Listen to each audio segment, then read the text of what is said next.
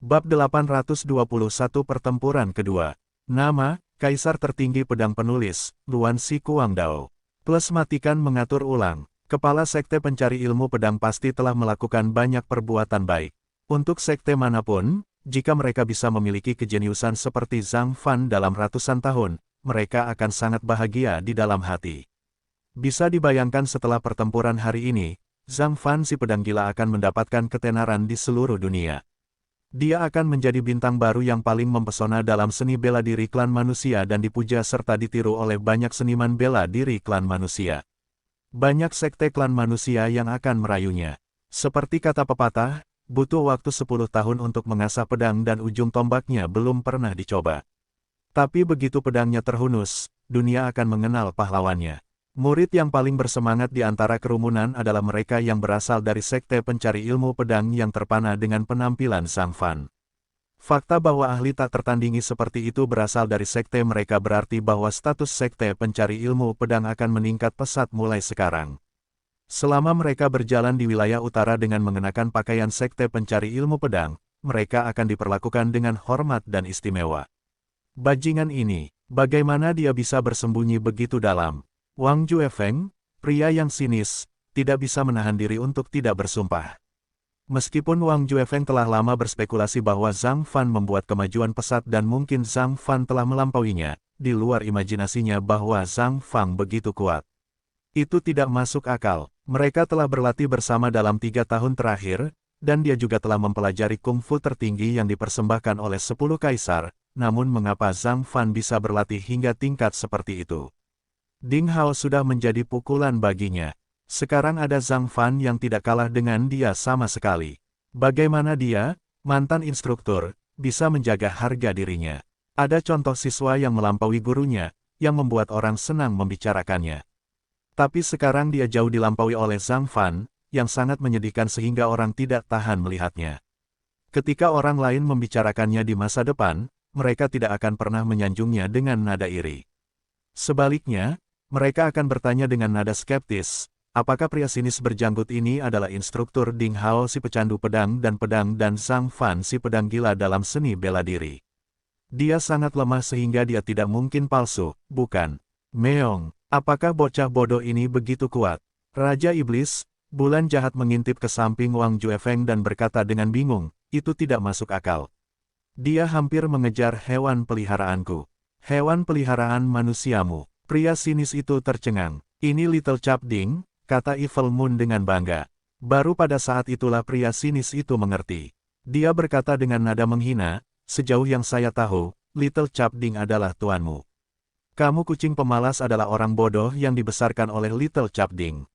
Evil Moon sangat marah, menunjukkan cakar kecilnya yang berwarna merah muda dan kukunya yang tajam yang berkilau karena cahaya dingin. Dia berkata dengan nada jahat, manusia bodoh, sepertinya kamu masih belum tahu seberapa dramatis peningkatan kekuatanku dalam 3 tahun terakhir. Tahukah Anda bahwa klan manusia dan klan iblis di benua tengah ilahi akan ketakutan setengah mati ketika mendengar nama saya? Beraninya kamu, kaisar bela diri yang biasa-biasa saja, menjadi sombong di depanku. Pria sinis itu menjadi semakin menghina, meraih ke dalam pelukannya dan mengeluarkan anak anjing hitam kecil yang masih tidur nyenyak. Pakan. Anjing kecil itu menjilat telapak tangan Wang Juefeng dengan erat dan terus tidur. Karena dia mengetahui identitas anak anjing hitam itu, Wang Juefeng telah mencuri banyak ramuan ajaib dan obat-obatan berharga dari Taman Ramuan Ilahi dari Sekte Pencari Ilmu Pedang untuk memberinya makan dalam beberapa hari terakhir dengan harapan dapat menculiknya. Sekarang, dia rukun dengan anak anjing hitam ini. Melihat anak anjing hitam itu, seringai di wajah Evil Moon tiba-tiba mengembun. Lalu ekspresinya langsung berubah tanpa ada ancaman di wajahnya. Dia terlihat sangat manis dan menjulurkan lidahnya untuk menjilat cakarnya yang bersinar dan berkata sambil tersenyum, kamu tidak akan menganggap serius apa yang aku katakan tadi, bukan? Meong, itu hanya lelucon. Persahabatan kami begitu kuat, bagaimana aku bisa mencakarmu? Sialan, aku seharusnya menghentikan Ding Hao mengambil anjing prematur ini. Sekarang anak anjing ini telah menjadi musuhku dan aku tidak punya tempat sekarang. Evil Moon berpikir dengan marah di dalam hatinya. Wang Juefeng berkata sambil tersenyum palsu, benar. Aku mengenalmu saat kamu masih kecil, dan aku melihatmu tumbuh dewasa. Evil Moon hanya bisa menahan penghinaan. Mengapa demikian? Di antara kerumunan yang bersorak, murid muda jangkung dan kurus berbaju hitam dari Sekte Roh Ungu tercengang. Dia tidak percaya dengan apa yang dilihatnya. Kekuatan menghancurkan dari telapak tangan 10 totem bayangan itu seperti hukuman dari alam ilahi. Bahkan Demon Saint dari Black Mountain, yang berada di tengah-tengah Demon Saint Realm, hancur berkeping-keping seperti semut dan tidak memiliki kekuatan untuk melawan. Kekuatan dan alam semacam ini berada di luar imajinasi dan pemahamannya. Kami menang, ya. Kita menang, kita menang. Jin melompat dengan gila. Akibatnya, ia melompat setinggi puluhan meter, yang membuatnya sangat ketakutan hingga ia menjerit dan terjatuh ke tengah kerumunan. Kekuatan baru di tubuhnya membuatnya sedikit tidak nyaman, tetapi ketika dia melihat Zhang Fan menang di kejauhan, dia sangat bersemangat hingga hampir tidak bisa berkata-kata. Masih banyak orang yang bersorak-sorai. Kemenangan ini diperoleh dengan susah payah dan juga tidak terduga. Pada saat terakhir, 10 totem bayangan yang ditampilkannya sangat megah dan tangguh seperti dewa ilahi, yang membuat darah semua prajurit terpompa dan tubuh mereka terbakar seperti api. Mereka terlalu senang karena semua orang tahu bahwa pertempuran ini berdampak besar pada klan manusia. Kemenangan Zhang Fan berarti selama mereka memenangkan satu arena hidup dan mati lagi di 2 arena hidup dan mati berikutnya, klan manusia bisa memenangkan pertarungan ini karena aturan 2 dari 3 pertandingan. Untuk klan manusia di Provinsi Salju, Ding Hao, pecandu pedang dan pedang, tidak muncul dalam pertempuran. Para seniman bela diri di Provinsi Salju lebih mengakui Ding Hao dan memiliki perasaan yang lebih dalam padanya dibandingkan dengan Zhang Fan yang membuat mereka takjub setelah 3 tahun diam. Keajaiban seni bela diri yang diciptakan oleh Ding Hao di masa lalu hampir membuat semua seniman bela diri di Provinsi Salju menganggap Ding Hao sebagai dewa seni bela diri di Provinsi Salju. Dewa tidak akan pernah gagal. Semua orang sangat yakin bahwa selama Ding Hao bertarung, dia akan menang. Oleh karena itu, klan manusia telah memanfaatkan peluang untuk memenangkan arena. Lebih penting lagi, kekuatan Zhang Fan membuat para seniman bela diri di Provinsi Salju menyadari bahwa selain Ding Hao, ada seorang jenius seni bela diri baru yang sedang bangkit. Di era genting ini, tidak diragukan lagi ini lebih baik daripada kemenangan di arena. Sekarang tidak menjadi masalah meskipun mereka harus kalah 1 kali dari 2 pertandingan yang tersisa. Kemenangan, kemenangan, manusia akan menang. Seseorang tidak sabar untuk berteriak. Setelah terapi singkat, Zhang Fan dapat berdiri sendiri dan Li Lan mengingatkannya untuk menyapa orang banyak. Ketika orang-orang klan manusia melihat Zhang Fan melambai padanya di area tempat duduk para master tertinggi klan manusia, mereka hampir terlibat dalam perayaan yang gila-gilaan. Mereka telah diintimidasi selama berhari-hari dan klan iblis yang sombong hampir saja menyerang mereka. Kini, kemenangan tak terduga ini seperti hujan yang turun tepat waktu, yang menginspirasi semua orang dan menghapus semua keluhan mereka. Zhang Fan, sang pedang gila, akan terkenal di seluruh dunia mulai sekarang. Zhang Fan akan mendapat tempat di jajaran pemimpin baru klan manusia di wilayah utara. Sebaliknya, klan iblis agak membosankan dan sunyi. Banyak ahli klan iblis yang masih tidak percaya bahwa seorang jenius seperti Kaisar Iblis Gunung Hitam, yang pernah mendominasi dunia, telah dibunuh oleh pemuda klan manusia yang tidak dikenal. Jika dia dibunuh oleh Ding Hao, pecandu pedang dan pedang, mereka hampir tidak bisa menerimanya. Bagaimanapun, Ding Hao adalah sosok yang sudah lama terkenal dan juga seorang jenius yang diperhatikan oleh klan iblis tingkat tinggi, tapi sekarang. Sialan, klan manusia selalu menjadi ras yang aneh. Mereka selalu lemah dan suka berkelahi. Ciri-ciri buruk dari banyak makhluk tingkat rendah dapat dilihat dengan jelas dalam perlombaan ini, namun setiap kali semua makhluk mengira bahwa klan manusia akan segera dilenyapkan, akan selalu ada 1 atau 2 klan manusia luar biasa yang berdiri dan bertarung sendirian. Mengapa ras menyedihkan dengan populasi lebih sedikit dibandingkan klan Deman bisa diselamatkan oleh orang-orang luar biasa di saat kritis? Di tengah alun-alun Dewa Perang, ahli prasasti dari klan manusia dan klan iblis memanfaatkan waktu untuk memperbaiki arena pertarungan emas. Orang-orang tidak menyangka bahwa pertempuran pertama akan begitu sengit. Meski ring pertarungan emas terdukung dengan baik, beberapa bagiannya masih rusak. Apalagi pada akhirnya, 10 totem bayangan yang dibawakan oleh Zhang Fan sangat merusak arena pertarungan emas. Hasil tak terduga dari pertarungan pertama menghancurkan kepercayaan klan iblis di 3 pertandingan. Pertandingan yang tampaknya tidak mengejutkan itu kembali membingungkan. Dalam pertempuran kedua, akankah klan manusia mengirim Ding Hao, pecandu pedang dan pedang paling populer? Itu adalah pertanyaan terbesar di benak banyak orang. Bagi klan iblis, karena kematian Demon Saint of the Black Mountain, pertempuran ini menjadi sangat penting. Waktu berlalu dengan lambat. Pada akhirnya, cincin pertarungan emas itu diperbaiki. Pertempuran kedua dimulai sekarang. Suara pemimpin tertinggi klan manusia bergema di antara langit dan bumi. Para ahli dari kedua klan langsung cemas lagi. Siapa itu? Saat suaranya jatuh, sambaran petir merah melintasi kehampaan di atas klan manusia dan langsung muncul di ring pertarungan emas. Sosoknya yang lincah dan anggun menyinari mata orang-orang. Namun, ternyata dia adalah seorang martial demigod yang berkulit putih dan cantik. Kotak pedang besar bermotif burung phoenix ada di sampingnya. Api ungu merah berkedip dan membungkus seluruh tubuhnya, memancarkan aura panas dan kuat. Siapa dia? Banyak orang langsung bertanya-tanya. Martial demigod itu sempurna. Wajah cantiknya yang tiada taraf membuat banyak orang tidak berani memandangnya. Rambut merah panjangnya berkibar tertiup angin seolah menyatu dengan nafas api ungu merah. Gambar yang indah ini membuat orang merasa tidak nyata. Apakah ini pejuang klan manusia? Bukan Ding Hao, pecandu pedang dan pedang. Ini bukan Ding Hao. Terjadi keributan di antara kubu klan iblis. Begitu pula dengan kam klan manusia. Banyak orang tidak mengetahui martial demigod yang cantik ini, sehingga mereka tidak dapat memastikan identitasnya. Namun, penguasa tertinggi dari dua klan yang diam-diam mengawasi arena tidak keberatan, yang berarti martial demigod ini berasal dari klan manusia di wilayah utara. Beberapa murid dari sekte pencari ilmu pedang di antara kerumunan bersorak kegirangan. Mereka segera menyadari bahwa demigod bela diri ini adalah Xie Jiyu, yang paling kuat di antara para murid dengan garis keturunan misterius di sekte tersebut. Di antara para master berbakat di era yang sama dengan Ding Hao, mayoritas dari mereka dibayangi oleh kecemerlangan Ding Hao. Li Muyun, Liang Feixue, dan murid garis keturunan Feng Ning dari Akademi Pusat Berkemeja Putih menghilang di medan perang Sage, dan beberapa murid garis keturunan lainnya dari generasi itu juga terkubur dalam bencana besar sekte tersebut. Hanya Xie Jiyu, yang pernah dipanggil Phoenix, yang selalu menunjukkan kekuatan yang kuat, jadi tidak ada yang berani meremehkannya.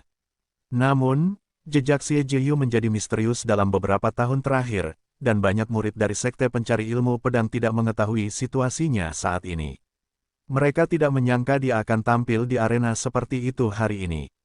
Sorakan para murid dari sekte pencari ilmu pedang menarik perhatian seniman bela diri klan manusia lainnya. Mereka menanyakan identitas dan latar belakangnya.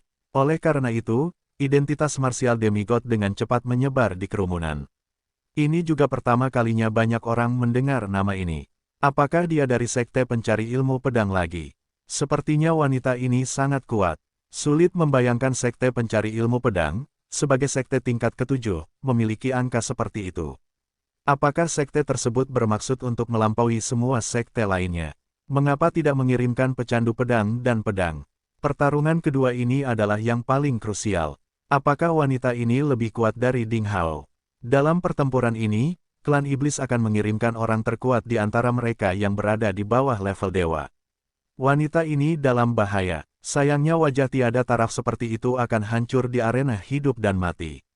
Sayang sekali, apakah dia ditunjuk sebagai petarung oleh penguasa tertinggi klan manusia? Bahkan jika mereka harus mengorbankan seseorang, mereka belum tentu memilih wanita cantik seperti itu. Saya merasa sesuatu yang tidak menyenangkan akan terjadi. Apa yang sedang terjadi? Dia bukan siapa-siapa lagi. Kita tidak bisa meremehkan klan iblis karena pertempuran ini terkait dengan kemakmuran dan moral klan manusia kita. Kerumunan sedang membicarakannya. Secara umum, mereka masih tidak percaya bahwa wanita yang lembut bisa memenangkan pertarungan kedua. Banyak orang bersimpati padanya karena kecantikannya yang mempesona.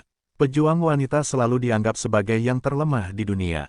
Selama ribuan tahun terakhir, hanya ada satu pemimpin sekte dari 9 sekte di Provinsi Salju yang merupakan Asura berwajah giok Lilan. Dia sangat cantik, jin tidak bisa menahan diri untuk tidak berseru.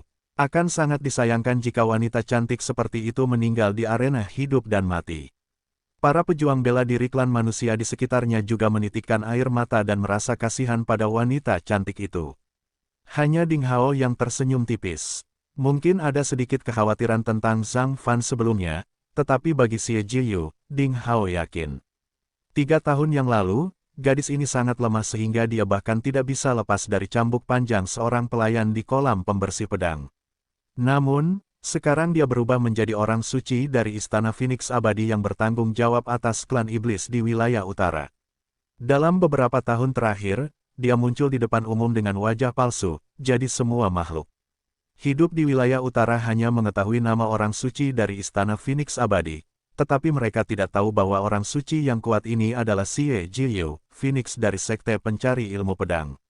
Di Sekte Pencari Ilmu Pedang, hanya beberapa anggota tingkat tinggi seperti Ding Hao, Li Lan, Wang Juefeng yang mengetahui identitas Xie Jiyu. Namun, karena Ding Hao, mereka semua merahasiakannya. Meskipun klan manusia dan klan iblis adalah musuh bebuyutan, Xie Jiyu masih menganggap dirinya sebagai murid Sekte Pencari Ilmu Pedang tahun ini dan merawat Sekte Pencari Ilmu Pedang dengan baik.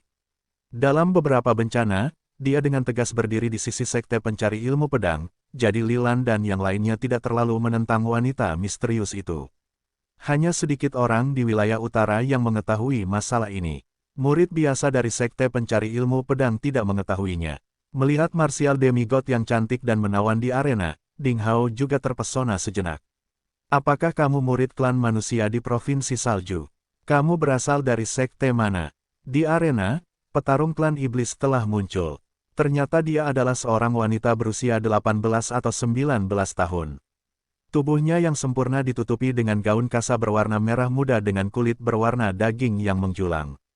Dengan payudara penuh, kaki panjang, alis tipis dan bersayap, dia kecil dan halus serta kulitnya seputih salju Gunung Yulong. Ada tanda cinabar berujung 3 di antara alisnya, yang membuatnya tampak mulia dan suci. Sebagai anggota klan iblis, gadis ini tidak memiliki jejak demon aura tetapi memiliki aura murni seperti peri alam. Kamu adalah putri primordial dari Istana Dewa Iblis. Apakah kamu tidak takut terbunuh di arena? Kata Xie Jiyu sambil memegang kotak pedang bermotif Phoenix. Api ungu muda di sekelilingnya, yang sangat indah dan cerah, berkibar seperti sayap burung Phoenix. Anda tahu saya, putri primordial sedikit mengernyit. Nafas wanita klan manusia di depannya ini begitu familiar. Seolah-olah dia pernah melihatnya di suatu tempat sebelumnya. Namun, ketika dia memikirkannya dengan hati-hati, dia tidak memiliki kesan apapun padanya. Pada saat ini, kam klan iblis di semua sisi sudah gempar dan bersorak. Ketika mereka melihat bahwa orang kedua yang bertarung demi klan iblis adalah putri primordial, orang suci dari tanah suci Istana Dewa Iblis, para ahli klan iblis, yang kecewa dan frustrasi setelah kalah di putaran pertama kompetisi, langsung menjadi gila dan berisik lagi. Istana Dewa Iblis adalah tanah suci klan iblis yang tak tertandingi di wilayah utara. Selain pemimpin sekte terhormat, Dewa Iblis di wilayah utara, ada 2 talenta lain yang merupakan kebanggaan klan iblis wilayah utara. Salah satunya adalah Pangeran Purba dari Istana Dewa Iblis di wilayah utara. Yang lainnya adalah putri primordial ini. Mereka berdua memiliki darah Dewa Iblis dan dianggap paling disukai klan iblis. Kaisar Iblis Gunung Hitam sebelumnya memang seorang jenius di klan iblis wilayah utara. Namun dibandingkan dengan 2 orang yang bagaikan bulan di langit ini, dia, bagaikan cahaya kunang-kunang, tidak hanya berstatus lebih rendah tetapi juga budidayanya lebih rendah. Secara khusus, putri primordial dengan kecantikan tiada taraf ini dikenal sebagai orang suci klan iblis yang ditakdirkan tertinggi di wilayah utara. Dikatakan bahwa dia adalah keturunan seorang budak pemberi makan kuda dari cabang Istana Dewa Iblis. Namun, kelahirannya memicu perubahan besar di langit dan bumi dengan cahaya kemerahan dan kilat di seluruh langit. Bayangan Dewa Iblis zaman Archean datang ke cabang dan mengagetkan seluruh klan iblis. Pada akhirnya, Dewa Iblis dari wilayah utara muncul secara langsung dan menunjuknya menjadi putri angkatnya dan membawanya ke Istana Dewa Iblis untuk mengajar. Dia sangat menyayanginya. Karena itu, cabang Istana Dewa Iblis tersebut meningkat pesat dan menjadi salah satu dari 36 pasukan elit di Istana Dewa Iblis. Ketika putri primordial tumbuh dan muncul untuk pertama kalinya, dia menimbulkan sensasi di seluruh klan iblis di wilayah utara karena banyak talenta klan iblis tertarik oleh kecantikannya yang tiada taraf, temperamennya yang mulia, dan kekuatannya yang luar biasa. Dikatakan bahwa lebih dari 60% bintang baru di 100 teratas klan iblis di wilayah utara adalah pengagum sang putri. Pendekar pedang terbaik dari klan iblis, pendekar pedang emas, telah berubah menjadi pengiringnya karena rasa sayangnya yang mendalam terhadap sang putri. Selama bertahun-tahun, dia telah mengikutinya dan bekerja diam-diam untuknya tanpa keluhan atau penyesalan, tapi dia tidak pernah bisa menyentuhnya. Tanpa diduga, putri primordial muncul di arena hidup dan mati hari ini. Ahli muda klan iblis yang tak terhitung jumlahnya menjadi gila. Sangat pantas untuk melihat pesona gadis klan iblis berbakat ini, bahkan jika mereka harus mati. Klan iblis pasti akan memenangkan pertempuran ini. Biarkan wanita manusia itu mati. Meskipun Xie Jiyu juga cantik, dia tidak berarti apa-apa jika dibandingkan dengan putri primordial kita. Yang mulia, tolong bunuh wanita rendah hati dari klan manusia ini. Biarkan klan manusia yang malang mengetahui kekuatan sebenarnya dari klan iblis. Bunuh dia, bunuh dia. Anggota klan iblis yang tak terhitung jumlahnya meraung dengan liar. Xie Jiyu mendengar semua kata-kata dari klan iblis di sekitarnya. Martial Demigod dengan acuh tak acuh memandang ke arah Kamdeman Klam yang bersemangat dan sombong dan berkata, "Jika kamu mengaku kalah, aku tidak akan membunuhmu." Aura Xie Jiyu meledak. Sepertinya dia adalah dewa yang mengendalikan segalanya. Aura ini tidak diciptakan dengan sengaja. Itu adalah semacam aura superior alami. Bayangan besar burung phoenix muncul di belakangnya. Bahkan menghadapi periklan iblis, dia memiliki aura dan temperamen yang tidak kalah dengan orang lain dan bahkan memiliki sikap superioritas. "Siapa kamu?" Putri primordial tidak merasa terganggu dengan perkataan lawannya. Dia hanya sedikit bingung dan merasa tidak enak. Saat dia melangkah ke atas ring, perasaan aneh muncul di hatinya. Xie Jiyu tidak mengatakan apapun. Di bawah tangannya yang halus dan putih, kotak pedang bermotif phoenix mulai berdengung. Kedengarannya seperti seekor binatang buas hendak keluar dari sana. "Karena kamu tidak mau memberitahuku, maka aku tidak akan bertanya lagi. Namun dalam pertarungan ini, saya harus menang. Semua lawan yang berdiri di depanku akan tumbang. Namun, saya juga bersedia mengampuni hidup Anda jika Anda mengaku kalah." Putri primordial perlahan fokus pada pertempuran, dan wajahnya memulihkan kesombongannya. Bola energi perak murni yang mengandung energi menakutkan muncul dari tubuhnya yang kecil dan halus satu persatu. Dalam sekejap mata, ada ratusan bola energi murni yang hampir identik di sekelilingnya. Metode kultivasinya murni dan damai seperti dirinya, tanpa jejak aura setan. Itu adalah seorang wanita muda yang tidak cocok dengan klan iblis, tapi dia kebetulan adalah putri klan iblis di wilayah utara. Suasana tiba-tiba menjadi tegang. Berbeda dengan pertarungan antara Zhang Fan dan Kaisar Iblis Gunung Hitam yang dimulai dari saling menguji, kedua wanita cantik ini telah mengumpulkan kekuatan sejak awal. Jelas sekali, mereka ingin mengakhiri pertarungan dalam satu pukulan. Bola perak murni dan energi suci di samping sang putri berlari seperti bintang di langit. Itu seperti alam semesta kecil, selaras dengan kebenaran bintang di langit dan bumi. Itu memiliki kekuatan Sage Realem. Setiap bola energi mengandung kekuatan yang mengerikan. Setelah meledak, seluruh danau cermin akan hancur. Bayangan totem Phoenix di belakang Xie Jiyu hampir terlihat. Burung Phoenix ilahi sepanjang 100 meter dengan lembut mengepakkan sayapnya, dan aura yang hanya dimiliki oleh Raja Binatang Ilahi Archean menyebar seperti gelombang pasang. Burung Phoenix ilahi tampak seperti makhluk hidup. Setiap bulu di tubuhnya mengalir dengan cahaya ilahi yang berwarna-warni. Itu bukanlah hal yang biasa. Sayap besar itu seperti penjaga para dewa, menutupi Xie Jiyu. Di dalam kotak pedang di bawah telapak tangannya, ada juga semburan nyanyian burung Phoenix ilahi. Kedua ahli wanita itu membuat semua orang merasa seolah-olah dua bintang akan bertabrakan. Langit akan terbelah dan bumi akan retak kapan saja. Membunuh. Putri primordial menantang lebih dulu. Semua bola energi tiba-tiba dicurahkan seperti badai. Dalam sekejap, segala sesuatu antara langit dan bumi seakan hancur. Suara pertemuan pedang mereka berlanjut tanpa henti. Pemandangan ini terlalu mencengangkan seolah-olah bintang tiba-tiba jatuh dari langit dan akan menghancurkan seluruh dunia. Xie Jiyu berdiri tepat di tempat yang akan dihancurkan. "Pekikan!" Teriakan burung Phoenix ilahi bergema di antara langit dan bumi. Xie Jiyu diselimuti oleh sayap burung Phoenix ilahi. Ledakan, ledakan, ledakan, ledakan. Suara ledakan yang menggelegar terdengar, mengguncang kehampaan begitu keras hingga seolah-olah dewa sedang menabuh genderang dewa. Namun, Pada saat berikutnya, sebelum kerumunan itu pulih dari gerakan pembunuhan fatal itu, teriakan burung Phoenix terdengar. Cahaya pedang magenta meledak dari tempat Xie Jiyu berdiri. Itu hanya sekejap, berkedip dan Anda akan melewatkannya. Kemudian yang ada hanya keheningan, seolah tidak terjadi apa-apa. Tatapan yang tak terhitung jumlahnya langsung tertuju pada arena. Angin sepoi-sepoi bertiup, menyisir rambut panjang mereka. Xie Jiyu berdiri diam, meletakkan tangannya di kotak pedang berpola Phoenix yang sudah tenang. Gumpalan darah merah mengalir di sepanjang lengannya yang seperti batu giok dan menetes ke tanah. Menetes, menetes, mendesis. Tanah arena, yang telah diperkuat oleh puluhan inskripsionis Saint level, segera terbakar dengan lubang dan asap ketika darah ungu pucat jatuh ke atasnya. Darah ungu sepertinya adalah api ilahi yang menyala-nyala. Di depannya, putri primordial tidak terluka sama sekali. Di sekitar tubuhnya yang halus, ada lapisan perisai energi murni seperti cahaya bulan, yang melindunginya. Hanya ahli sejati yang menangkapnya saat ini. Setiap kali putri primordial menyerang bola energi bintang murni, perisai di sekelilingnya menjadi semakin kuat. Ketika semua bola energi bintang ditembakkan, kekuatan pertahanannya akan menjadi yang terkuat. Itu hanyalah sebuah rekor pertempuran yang tidak dapat dipahami dan brilian. Ding Hao juga sangat terkejut saat itu. Kekuatan putri klan iblis agak aneh. Setelah hening sejenak, kerumunan pun menjadi gempar. Melihat Xie Jiyu terluka, banyak ahli dari klan iblis tidak bisa menahan diri untuk tidak berteriak kegirangan. Hasil dari serangan ini telah diputuskan.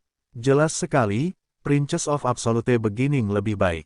Orang-orang dari klan manusia merasa sayang sekali Xie Jiyun telah dikalahkan. Dia kalah, hampir saja tadi. Sayang sekali. Apakah kita masih memiliki peluang untuk menang?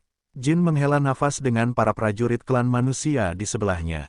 Arena hidup dan mati tidak akan pernah berakhir kecuali salah satu dari mereka mengambil inisiatif untuk mengakui kekalahan.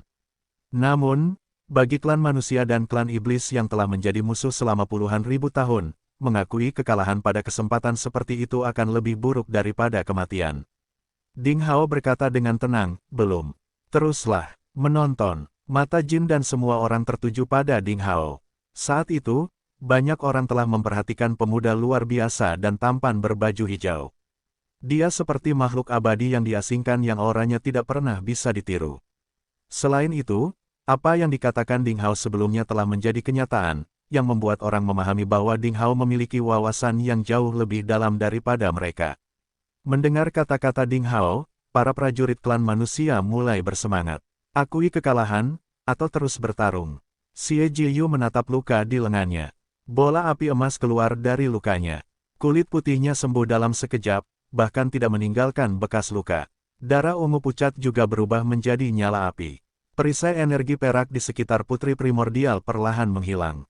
Dia mengulurkan tangan ke lehernya. Perasaan mengerikan karena dicekik oleh sabit di tangan dewa kematian masih ada. Tidak ada yang tahu bahwa dia baru saja meninggal. Dengan kebingungan di matanya yang indah, dia mengerutkan kening dan bertanya, mengapa kamu memberikan belas kasihan saat mengambil tindakan? Karena kamu bukan anggota klan iblis berdarah murni, nada suara Xie Jiyu sangat tenang, dan dia berkata, jika kamu ingin bertarung, aku tidak akan berbelas kasihan pada langkah selanjutnya. Jejak kelembutan melintas di mata kristal sang putri. Setelah berpikir sejenak, dia berkata, saya tidak bisa memblokir pukulan Anda dengan Moon Befalling saya, setidaknya tidak sekarang. Saya kalah dalam pertempuran. Bagus. Xie Jiyu mengangguk. Kotak pedang berpola Phoenix kabur menjadi bola cahaya kabur dan mundur ke telapak tangannya. Sosoknya bersinar, dan dia menghilang dari arena, berubah menjadi api magenta, berkedip dan menghilang di langit yang jauh. Dia baru saja meninggalkan War God Square. Melihat apa yang baru saja terjadi, semua orang membelalak. Secara khusus, banyak ahli dari dua klan yang berada jauh dari arena tidak mendengar percakapan mereka dan tidak mengetahui apa yang terjadi. Pertarungan belum berakhir, tapi prajurit klan manusia telah pergi. Apakah karena dia takut mati? Tiba-tiba, teriakan ejekan dan makian terdengar dari segala arah. Namun, pertengkaran di klan iblis tidak berlangsung lama. Suara Mahaguru klan iblis terdengar di udara, tidak menunjukkan tanda-tanda emosi di wajahnya. Dia berkata dengan dingin, klan manusia di Provinsi Salju memenangkan putaran kedua. Ledakan, kata-katanya seperti guntur, dan tiba-tiba terdengar di tengah kerumunan. Ekspresi wajah kedua klan menjadi lebih rumit. Senyuman di wajah para ahli klan iblis langsung mengeras, seolah-olah mereka telah menamparkan sol sepatu mereka dengan kejam. Sambil merasa kecewa, para ahli klan manusia menjadi tercengang dan sulit mempercayainya. Klan manusia menang. Apakah Xie Jiyu memenangkan pertarungan? Kecuali beberapa atasan marsial sage tingkat tinggi, banyak orang tidak dapat menerima hasil ini. Jelas Xie Jiyu yang terluka, dan ada perisai cahaya pelindung yang kuat dan tak tertandingi di sekitar putri primordial. Bagaimana hasilnya bisa dibalik? Namun, tidak ada yang berani meragukan kata-kata Mahaguru klan iblis. Misteri apa yang belum dipahami? Orang-orang saling memandang, menunggu seseorang menjawab. Sayangnya, mereka saling memandang dengan cemas. Perisai energi Putri Taichu sebenarnya telah rusak, tapi pedang Xie Jiyu meledak dari kotak pedang seperti cahaya peri. Itu terlalu cepat dan terlalu ganas. Seluruh proses berjalan lancar, dan kemudian ditarik kembali dalam sekejap. Hampir tidak ada yang menangkapnya. Faktanya, Xie Jiyu baru saja menahan diri. Kalau tidak, Putri Taichu akan terluka parah saat ini. Jin dan yang lainnya tiba-tiba memahaminya. Jadi begitu.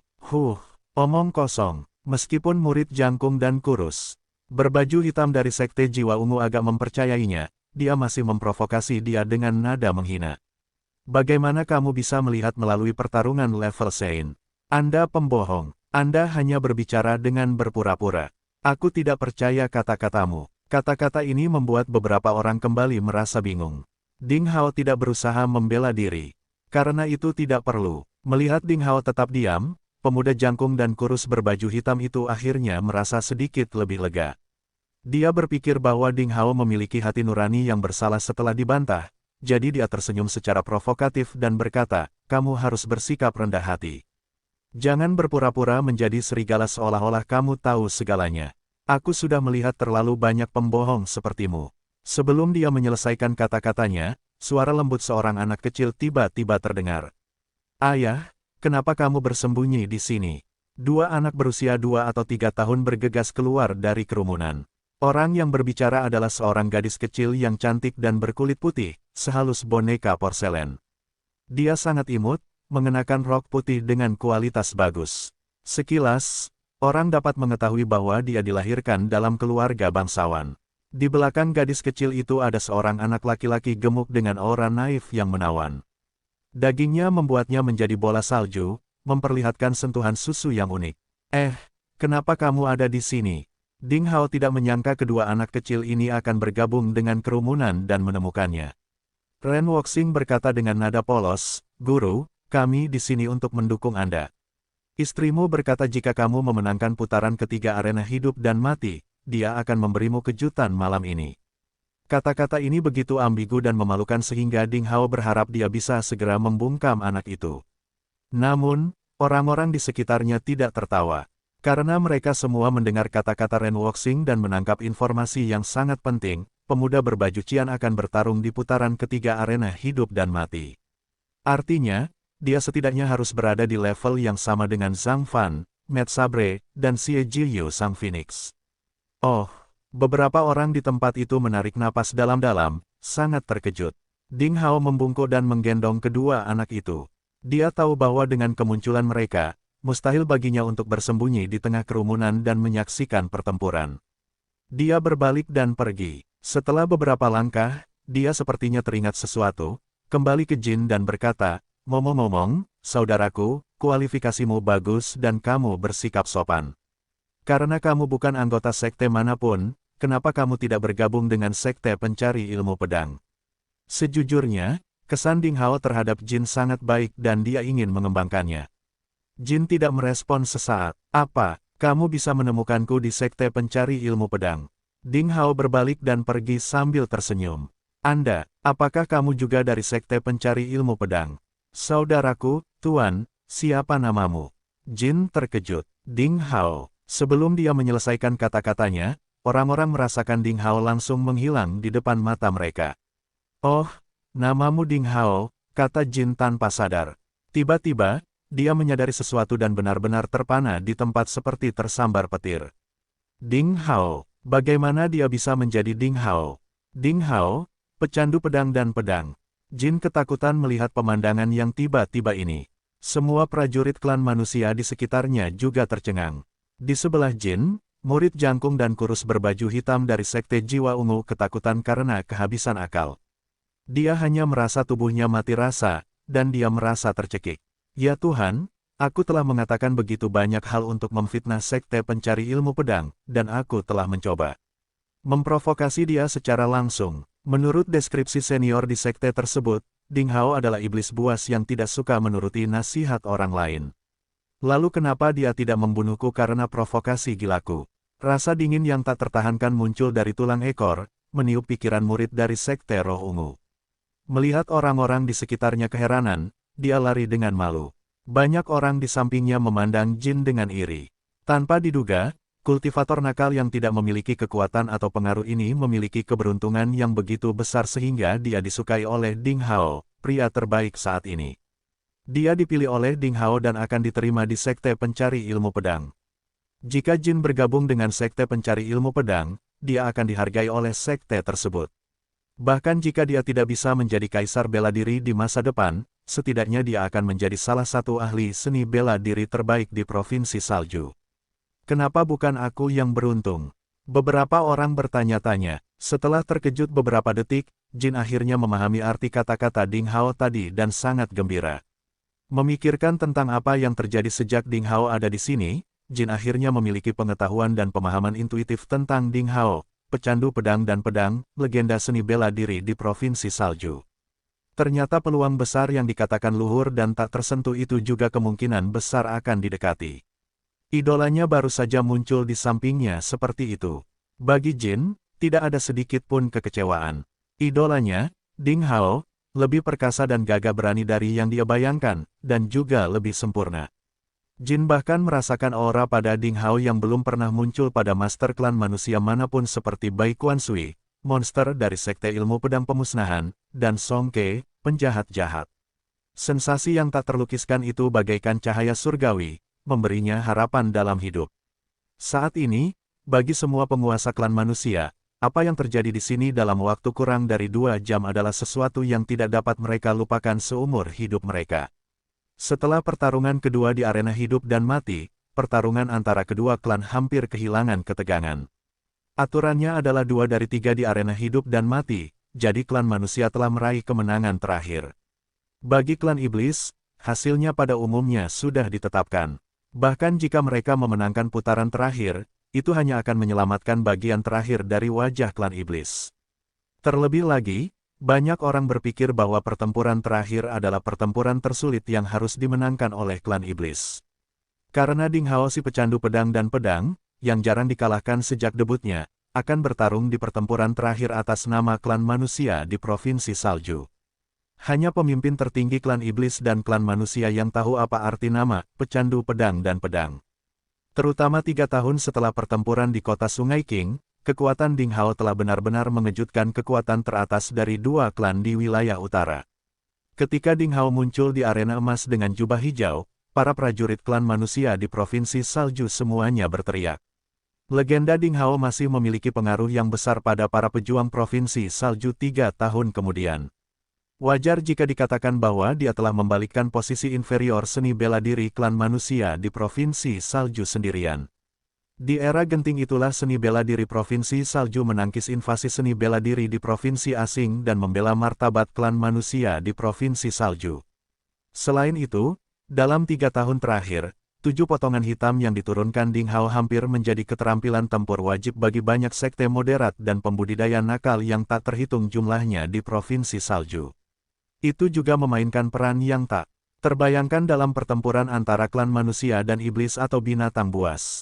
Sekarang Seven Black Chute lebih populer daripada skill tempur lainnya. Ding Hao juga orang pertama dalam sejarah yang mengungkapkan keterampilan tempur unik tanpa syarat.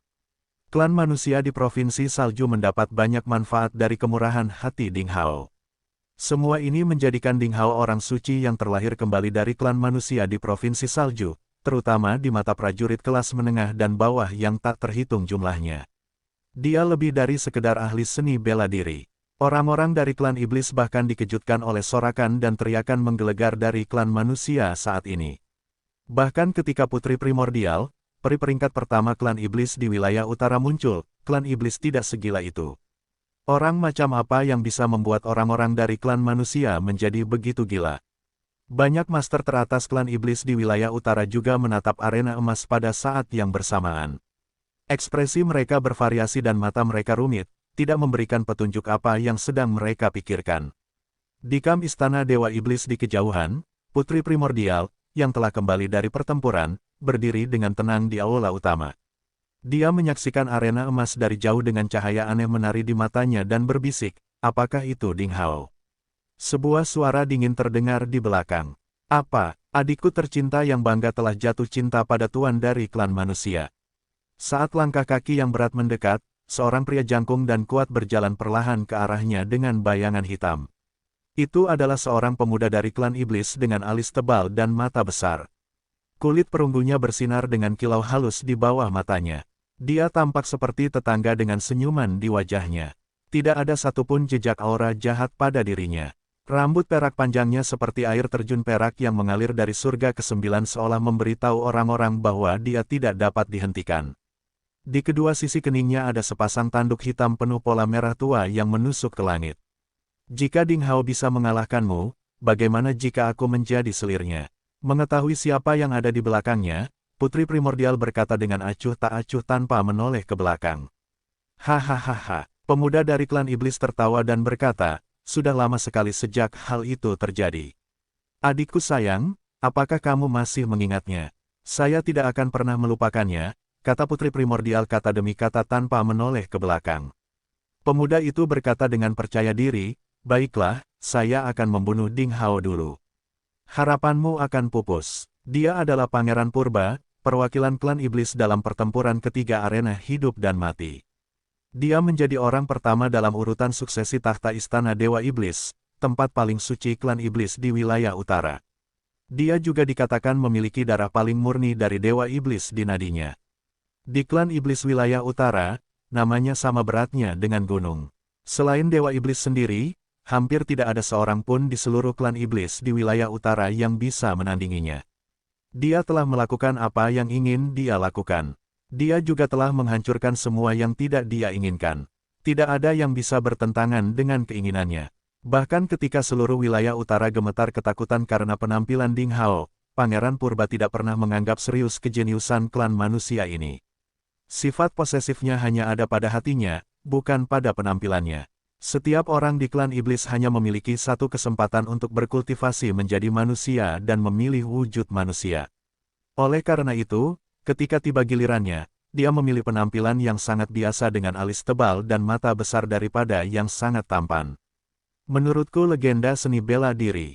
Klan manusia hanyalah lelucon." Dia tertawa terbahak-bahak. Tapi saat dia hendak berdiri dan menuju arena emas, kekuatan agung dan tidak bisa dihancurkan tiba-tiba melonjak dan menekan tubuhnya, membuatnya tidak bisa bergerak. Pada saat yang sama, sebuah suara terdengar di tepi danau cermin. Klan iblis abstain dalam pertempuran ketiga di arena hidup dan mati. Itu adalah suara dari Maha Guru klan iblis.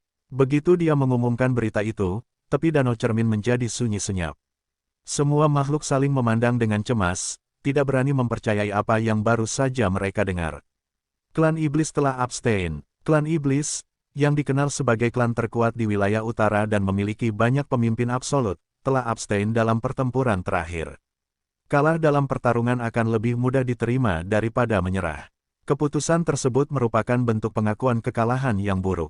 Mereka bahkan tidak berani melawan. Tiba-tiba terjadi keributan di kerumunan klan iblis. Mereka terkejut dan tidak percaya bahwa kata-kata seperti itu datang dari Maha Guru klan iblis.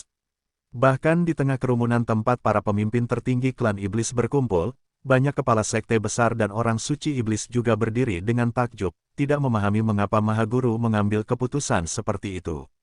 Menjauhkan diri, bukankah itu sekedar mengakui kekalahan? Bagaimana itu bisa terjadi? Itu hanya Ding Hao. Tidak bisakah kita menemukan seseorang di klan iblis wilayah utara untuk mengalahkannya? Sayang sekali mengakui kekalahan dengan cara ini. Siapa yang akan bertarung di pertarungan ketiga? Dia terlalu pemalu. Dia telah membuat klan iblis menderita cukup banyak penghinaan.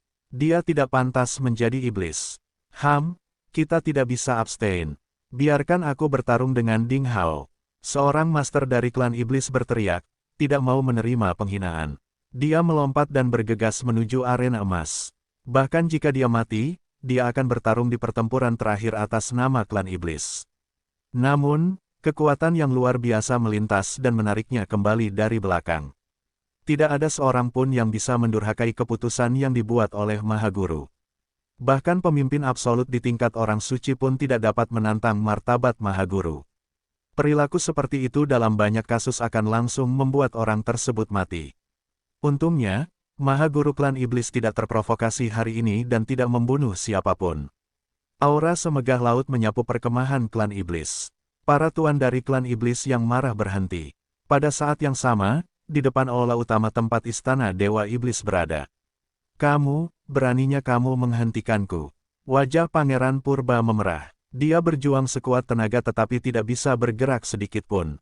Secercah cahaya merah samar menyinari tubuhnya.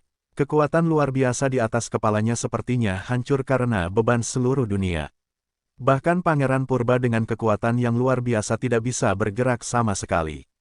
Kamu tidak bisa bertarung dalam pertempuran ini, kata Mahaguru klan iblis. Mengapa? Apa menurutmu aku akan dikalahkan oleh pria dari klan manusia itu?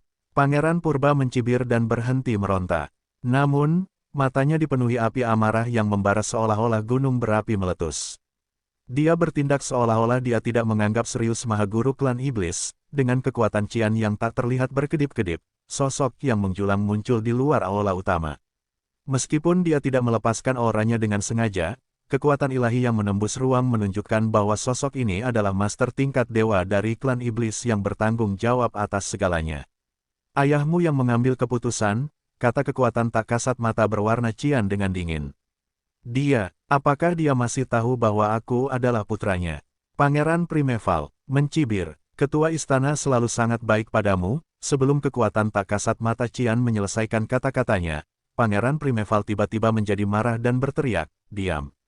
Saya tidak ingin mendengar kata-kata seperti itu. Aku bukan orang idiot yang memujanya sebagai dewa.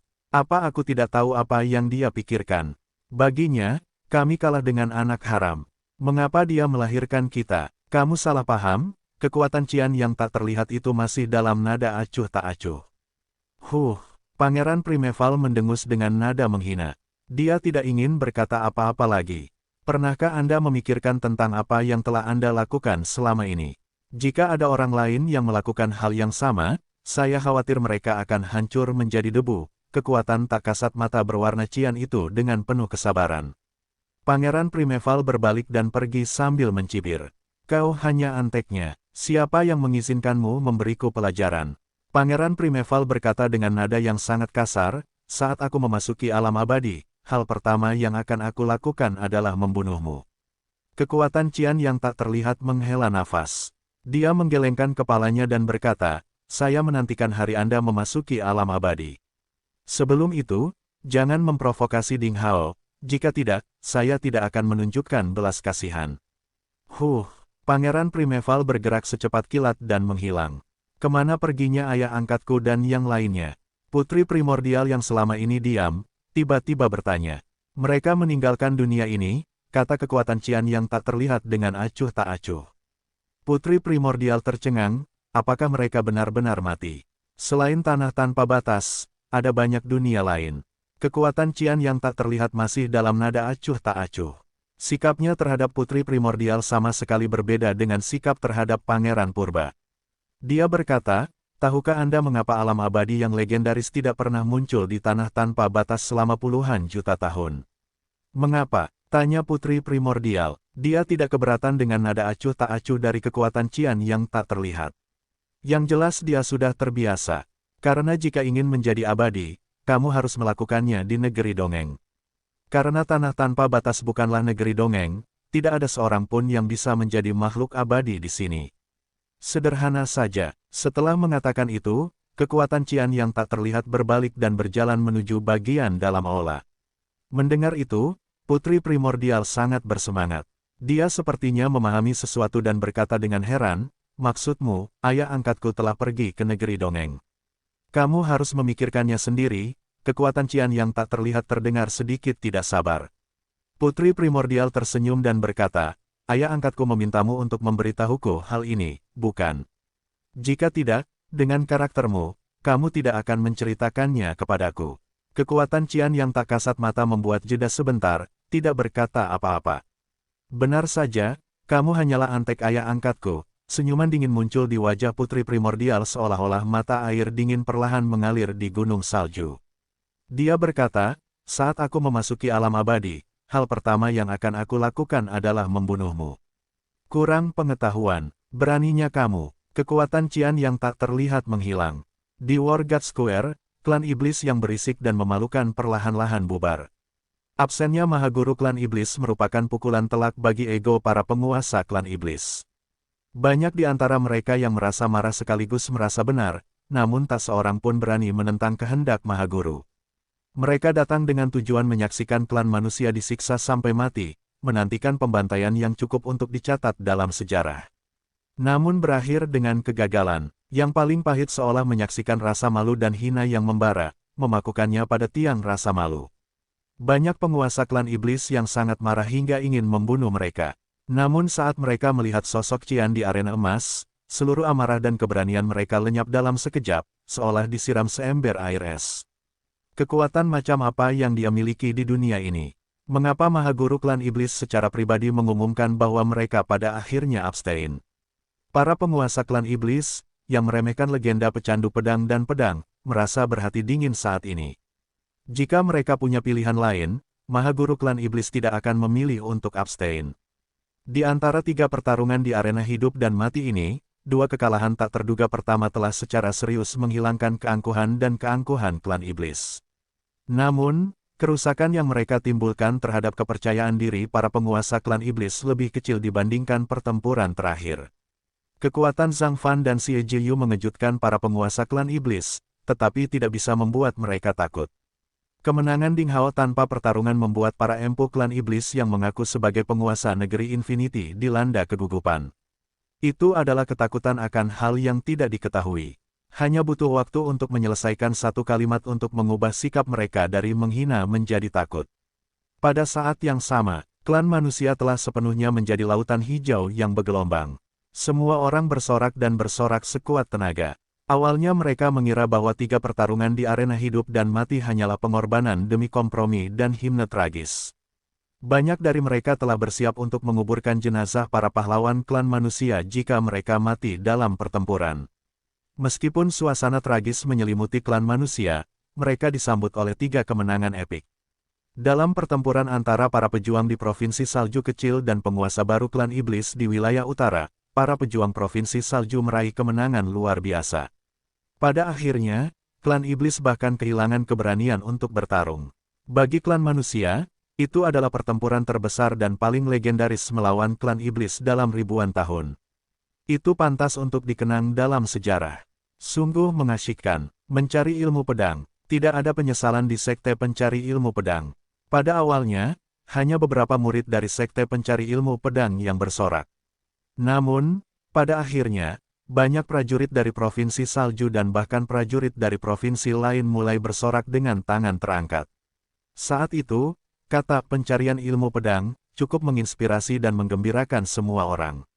Sekte Pencari Ilmu Pedang menjadi terkenal di seluruh dunia dalam pertempuran ini. Dikatakan bahwa itu adalah pertarungan antara klan manusia di Provinsi Salju dan klan iblis di wilayah utara. Namun, faktanya, Sekte Pencari Ilmu Pedanglah yang bertarung sendirian melawan para jenius paling menonjol dari klan iblis di wilayah utara. Apalagi menang, itu memang kemenangan yang legendaris. Zhang Fan, pedang gila. Xie Jiyu, Phoenix, dan demigod bela diri. Ding Hao, pecandu pedang dan pedang. Ketiga orang ini akan terkenal di seluruh dunia mulai sekarang. Orang-orang sepertinya telah melihat 3 mahaguru klan manusia di masa depan bangkit. Setiap kali klan manusia berada pada momen paling kritis, beberapa orang luar biasa akan muncul untuk membalikkan keadaan. Kemenangan dalam pertarungan arena hidup dan mati mungkin hanya merupakan kemenangan dalam seni bela diri. Tampaknya hal itu tidak akan membiarkan klan manusia membalikkan keadaan ketika berada dalam posisi yang tidak menguntungkan. Ini lebih merupakan kemenangan rohani dibandingkan kemenangan praktis. Untuk waktu yang lama, Sekte Pencari Ilmu Pedang tidak Diragukan lagi akan menjadi tanah suci seni bela diri baru bagi klan manusia di wilayah utara. Sekte seperti itu dengan 3 orang jenius baru yang tiada taranya pasti akan berkembang. Tatapan iri dan cemburu orang-orang tertuju pada Lilan, kepala sekte pencari ilmu pedang. Pemimpin sekte perempuan, yang dikenal sebagai Asura berwajah giok, sama suci dan mulianya dengan tetesan salju di puncak gunung salju.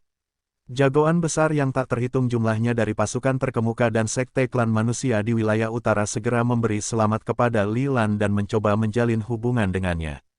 Sekte pencari ilmu pedang tidak dapat lagi diukur sebagai sekte peringkat ketujuh. Mulai sekarang, wanita cantik berbaju putih ini secara resmi akan menempati peringkat di antara raksasa kekuatan seni bela diri di wilayah utara. Tidak ada yang berani meremehkannya. Tidak diragukan lagi, setiap perkataan dan tindakan Lilan akan menarik perhatian dan spekulasi yang tak terhitung jumlahnya, dan bahkan akan mempengaruhi nasib klan manusia di wilayah utara. Ini adalah pengaruh negara adidaya yang nyata. Kekuatan dan sekte yang dulunya memiliki dendam terhadap sekte pencari ilmu pedang tidak berani memusuhinya. Jika hanya ada kesenjangan dalam kekuatan, mereka mungkin tidak akan menyerah untuk mengejarnya atau membalas dendam. Namun, kesenjangan yang ada sekarang hanyalah sebuah jurang yang tidak dapat diatasi. Tidak ada bedanya dengan mencari kematian untuk mencari masalah bagi sekte pencari ilmu pedang. Lembah Suara Surgawi, Sekte Nol Pemikiran, Kota Matahari Pemotong, Klan Bangkit yang bergantung. Para pemimpin sekte dan murid sekte yang setara dengan sekte pencari ilmu pedang di Provinsi Salju memandang ke arah Lilan, yang sedang duduk di kejauhan. Mereka semua dipenuhi rasa iri. Mulai sekarang, Provinsi Salju akan didominasi oleh sekte pencari ilmu pedang. Kepala klan ketergantungan yang bangkit menghela nafas. Itu adalah takdir, kami tidak bisa menolaknya. Pemimpin sekte dari Sekte Nol Pemikiran juga menggelengkan kepalanya dengan sedih. Kelahiran sekte raksasa yang sesungguhnya tidak hanya membutuhkan kekuatan tetapi juga daya tarik. Dapat dibayangkan bahwa mulai sekarang, pilihan pertama dari murid paling berbakat dari klan manusia di Provinsi Salju dan puluhan provinsi sekitarnya adalah sekte pencari ilmu pedang. Jika sekte lain ingin berkembang dan makmur, mereka hanya dapat memilih dari murid-murid yang tersisa yang tidak berhasil bergabung dengan sekte pencari ilmu pedang.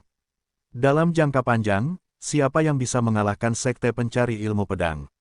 Lihatlah ekspresi murid-murid muda dari sekte lain di Provinsi Salju di tempat kejadian dan cara mereka memandang rekan-rekan mereka yang berseragam sekte pencari ilmu pedang di sekitar mereka.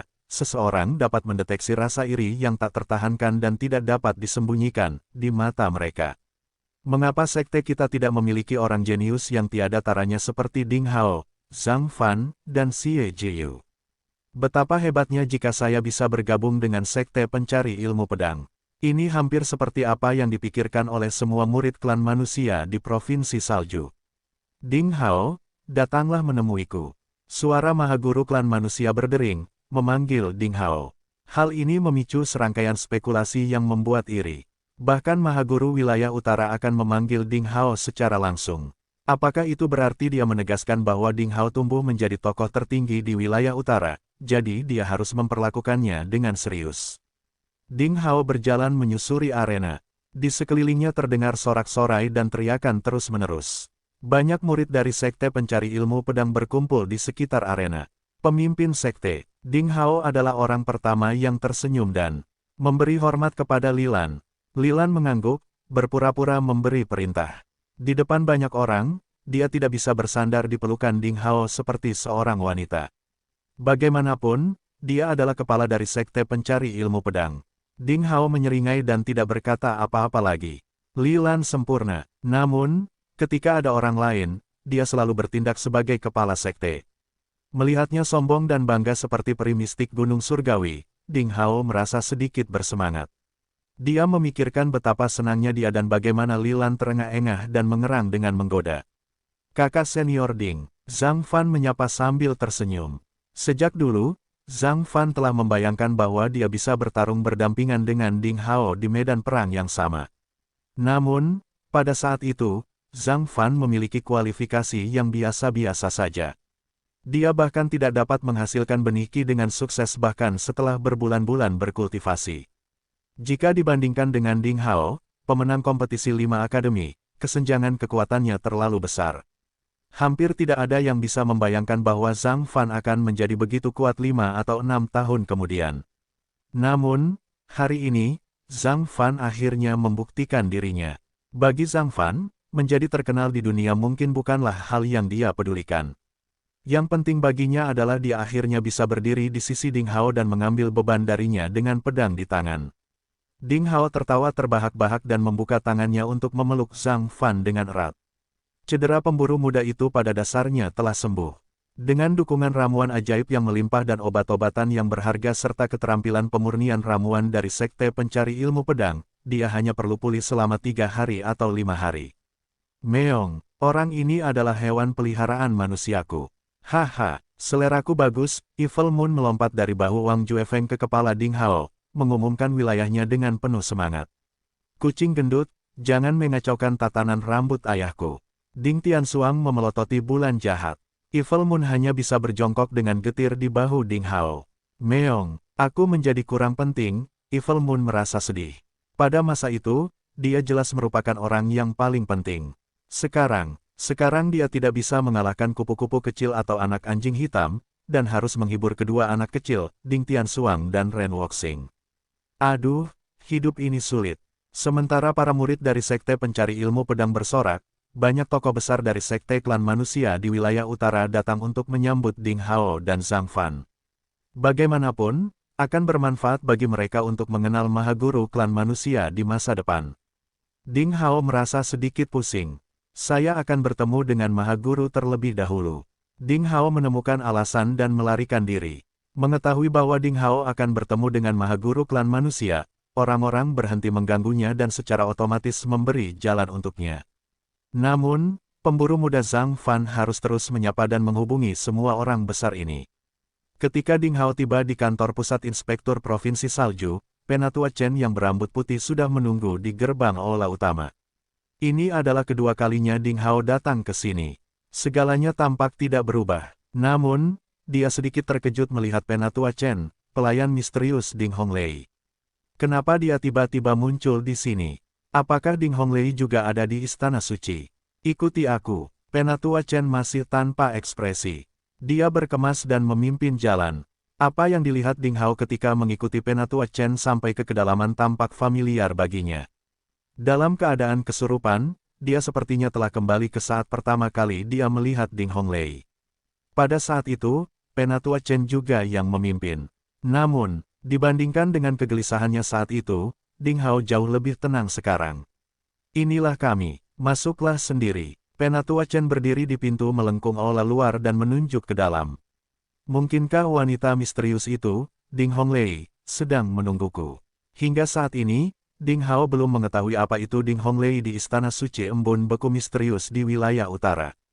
Fakta bahwa dia bisa mendapatkan token arbiter dari kamar tidur God of War of Mysterious Frost telah memberi banyak ruang bagi orang-orang untuk berimajinasi. Setelah menarik napas dalam-dalam, Ding Hao mengangguk dan berkata, "Terima kasih, Penatua Chen." Penatua Chen, yang selalu tanpa ekspresi, tersenyum sedikit. Dia hanya mengangguk pelan dan tidak berkata apa-apa lagi. Ding Hao melangkah ke pintu melengkung, merasa seolah-olah dia telah melakukan perjalanan melalui ruang dan waktu. Pintu melengkung itu jelas berada di tepi formasi batas yang sangat kuat. Ding Hao hanya merasa pusing dan disambut oleh aroma yang menyegarkan. Kemudian dia mendengar tawa para wanita. Kedengarannya lembut dan manis. Setelah beberapa saat, Ding Hao menemukan bahwa mereka sedang bernyanyi. Ding Hao mengangkat kepalanya dan melihat ke kejauhan. Dia menemukan lebih dari 20 wanita langsing berpakaian tipis sedang duduk atau berbaring di tanah dengan lengan dan kaki terbuka. Ada yang memainkan gendang Tiongkok, ada yang memainkan seruling giok, ada yang memainkan harpa, dan ada pula yang menari di atas karpet merah tua yang lembut, memperlihatkan tubuh indah mereka. Mereka secantik peri mistik 9 surga. Adegan itu sangat romantis dan indah. Di kursi harimau putih di tengah ada Ding Honglei dengan gaun merah. Dia menopang dagunya dengan tangan kiri dan memegang leci seukuran lengkeng dengan tangan kanannya. Dia mengupas leci dan menyedotnya sedikit demi sedikit. Dia sungguh cantik, dengan temperamen unik seorang wanita muda yang dewasa dan menawan. Melihat Ding Hao masuk, Ding Honglei tersenyum. Dia melambaikan tangannya dan berkata, "Baiklah, gadis-gadis, saya punya tamu." Kamu bisa pergi sekarang. Hei, pemuda tampan itu ada di sini lagi. Anak laki-laki ini sangat tampan dan sopan. Saya tidak melihatnya selama 6 tahun, tetapi kulitnya semakin cerah, yang membuat saya sangat iri. Wanita-wanita itu dengan berani menggoda Ding Hao. Pada akhirnya, mereka berubah menjadi kabut merah dan dimasukkan ke dalam pot batu giok merah di samping Ding Honglei. Ding Hao terkejut. Ding Honglei dengan lembut mengambil pot batu giok itu. Kilau panci itu seperti kristal es yang mengalir, membuat orang pusing. Dia menghela napas dan berkata, "Jadi, terkadang, tidak ada pria baik di dunia ini. Tahukah Anda asal-muasal panci es giok darah ini?" Ding Hao terdiam dan malu. Mengapa kita berbicara tentang laki-laki? Dia hanya bisa menggelengkan kepalanya dan berkata dengan jujur, "Saya tidak tahu." Pada awalnya, panci es giok darah adalah milik seorang pria terkenal. Dia adalah salah satu pria paling tampan di wilayah utara. Banyak sekali gadis muda lugu dan murid perempuan terkenal telah jatuh cinta padanya. Namun, tidak ada yang tahu bahwa pria yang samalah yang menangkap prajurit wanita tercantik di wilayah utara dengan cara yang paling jahat. Dia mengambil kesucian mereka dan memurnikan jiwa mereka ke dalam panci es giok darah dengan ilmu hitam. Dengan cara ini, dia bisa mengendalikan dan mempermalukan mereka sesuka hati, membuat mereka berada di bawah kendali dan penghinaannya, tidak mampu mengubah nasib mereka selama sisa hidup mereka. Ding Honglei mengatakannya perlahan. Ding Hao menarik napas dalam-dalam dan tiba-tiba memahami sesuatu. Itu benar, gadis-gadis muda yang baru saja kamu lihat semuanya adalah boneka jiwa dari pot es giok darah. Mereka juga adalah gadis malang yang disihir dan dibunuh oleh pria itu, seorang pria yang memiliki rupa malaikat tetapi memiliki hati iblis. Ding Honglei dengan lembut menyentuh panci es giok darah dan berkata, "Ketika saya menemukan pria itu, saya akan memotongnya menjadi bola-bola dan kemudian sisa tubuhnya sepotong demi sepotong.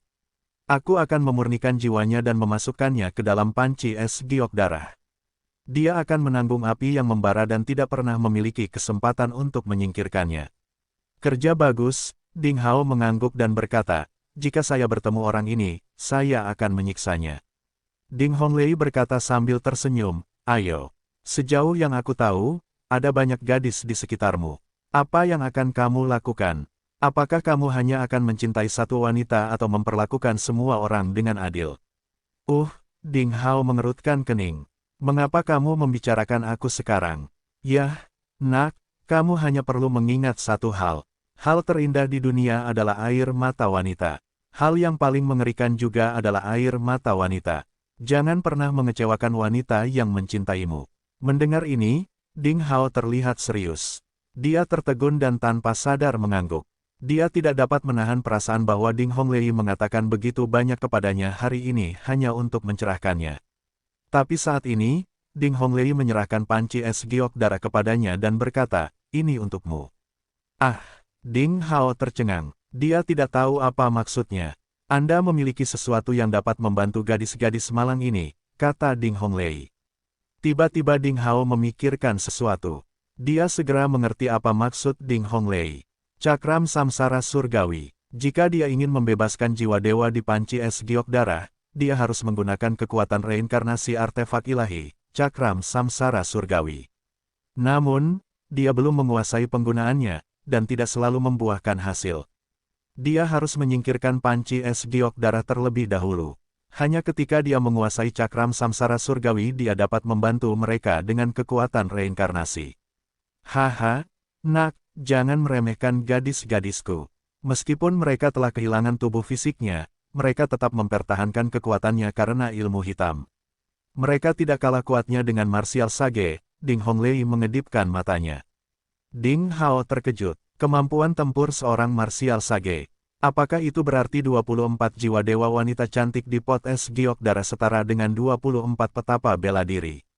Ini sedikit mengerikan. Ding Hao tiba-tiba merasa panci es giok darah di tangannya cukup berat dan penting. Dia segera mengerti bahwa Ding Honglei pasti memiliki niat lain untuk memberinya panci es giok darah. "Kenapa kamu menatapku seperti itu? Nak, jangan coba-coba melakukan hal buruk apapun pada gadis-gadisku," goda Ding Honglei pada Ding Hao. Pemilik panci es giok darah dapat memerintahkan para wanita untuk menjalankan suatu keperluan. Rupanya, Ding Honglei memberikan panci es giok darah kepada Ding Hao karena percaya. Kalau tidak, para wanita di pot es giok darah akan jatuh ke dalam perangkap lain. Ding Hao mengangguk dan menyimpan panci es giok darah. Ding Hao bertanya dengan serius, di manakah Maha Guru klan manusia? Aku harus pergi menemuinya sekarang. Ding Honglei terkikik. Dia tertawa begitu keras hingga dia mulai gemetar. Setelah beberapa saat, dia berhenti dan membuka mulutnya. Sebuah suara keluar, Ding Hao, datanglah menemuiku. Dia berkata dengan suara yang tidak manis dan lembut seperti sebelumnya. Itu adalah suara dari penguasa tertinggi klan manusia yang terdengar berkali-kali di alun-alun Dewa Perang. Ding Hao tercengang saat itu juga. Ternyata, penguasa tertinggi klan manusia yang telah mengendalikan segalanya secara diam-diam adalah Ding Honglei, wanita bangsawan lesu di depannya. Dengan kata lain, wanita muda yang sudah menikah ini, yang terlihat halus dan lembut, sebenarnya berada di level Dewa Perang. Apakah dia Dewa Perang embun beku misterius di wilayah utara? Pikir Ding Hao. Ding Hao hanya merasa pikirannya menjadi kosong. Bagaimana mungkin dia? Ding Hao berspekulasi tentang identitas Ding Honglei puluhan juta kali sebelumnya, dan dia mempertimbangkan banyak kemungkinan, tetapi dia tidak pernah menyangka bahwa identitas asli Ding Honglei sebenarnya adalah Dewa Perang tertinggi. Ini sungguh sebuah kejutan. Ini merupakan kejutan besar. Di kursi harimau putih, Ding Honglei memandang Ding Hao dengan penuh minat dan sedikit kelicikan serta kebanggaan pada matanya yang indah. Dia sama sekali tidak memiliki kehadiran Dewa Perang yang agung dan mulia. Jadi begitu, Ding Hao tersenyum pahit. Kamu pikir aku adalah Dewa Perang embun beku misterius di wilayah utara, kan? Ding Honglei menunjukkan senyuman misterius lagi. Dengan baik, Ding Hao merasa pikirannya tidak bekerja cukup cepat dan berkata, benarkah? Tiba-tiba, Ding Hao sedikit ragu. Ding Honglei terkikik lagi dan berkata, tentu saja tidak. Ding Hao sedikit marah. Apa yang sebenarnya terjadi? Ding Honglei menunjuk ke kursi di sebelahnya dan berkata, duduklah dan kita bisa membicarakannya perlahan. Butuh waktu lama untuk membicarakannya. Ding Hao duduk untuk mendengarkan dengan penuh perhatian. Apakah menurutmu hanya ada 5 dewa perang tertinggi manusia dan beberapa dewa iblis dari klan iblis di dunia ini? Ding Honglei bertanya sambil tersenyum. Ding Hao mengangguk. Tidak hanya Qi Qingshan dan Song Ke tetapi juga yang lain selalu memberitahunya bahwa 5 dewa perang manusia tertinggi telah mendominasi nasib klan manusia. Selama ribuan tahun terakhir, klan manusia hanya memiliki 5 dewa perang ini, dan hanya merekalah yang bisa melawan klan iblis. Faktanya, bukan itu masalahnya. Ding Honglei perlahan-lahan menjadi serius dan berkata, jika memang hanya ada 5 dewa perang di klan manusia, mereka pasti sudah tersingkir dari tanah tanpa batas sejak lama, dan mustahil bagi mereka untuk melawan iblis. Klan sampai sekarang, Anda harus memahami bahwa, meskipun kekuatan dewa perang tidak terbayangkan, mereka tidak dapat menghancurkan dunia. Oleh karena itu, hanya rumor yang beredar bahwa alasan klan iblis tidak berani melewati batas untuk melawan klan manusia adalah karena mereka takut dewa perang klan manusia akan menghancurkan tanah infinity untuk binasa bersama di kemarahan. Ding Hao membuka mulutnya tetapi tidak berbicara. Kata-kata ini benar-benar mengubah pemahaman Ding Hao tentang tanah tanpa batas dan dewa perang dalam 6 tahun terakhir. Padahal, apapun wilayahnya, keadaan damai hanya bisa dicapai dengan menjaga keseimbangan kuantitas. Jika keseimbangan ini rusak, maka ini berarti perang dan kehancuran. Dalam sejarah negeri tanpa batas, pecahnya setiap perang suci disebabkan oleh rusaknya keseimbangannya. Setiap perubahan angka akan merusak keseimbangan ini. Oleh karena itu, tidak peduli klan mana yang kehilangan dewa perang atau muncul dewa perang, perang suci baru akan pecah. Satu-satunya alasan mengapa tidak ada perang suci di tanah tanpa batas selama hampir 10.000 tahun adalah karena jumlah dewa perang di klan manusia dan klan iblis adalah sama. Ding Honglei berkata perlahan. Ding Hao masih tercengang. Namun, setelah berpikir dengan hati-hati, dia harus mengakui bahwa perkataan Ding Honglei masuk akal. Yang disebut keseimbangan pasti ada hubungannya dengan kuantitas. Hanya perubahan kuantitas yang menyebabkan perubahan kualitas, yang telah dibuktikan berkali-kali oleh orang bijak zaman dahulu di bumi pada kehidupan sebelumnya. Dia menganggap dunia ini terlalu sederhana. Mungkin juga karena orang biasa tidak punya cara untuk berhubungan dengan lingkaran master tingkat dewa. Bahkan master di puncak martial sage sama lemahnya dengan semut di depan master tingkat dewa. Oleh karena itu, mereka tidak memiliki cara untuk mengetahui rahasia ini. Teori keseimbangan yang beredar di benua itu mungkin hanya spekulasi banyak orang.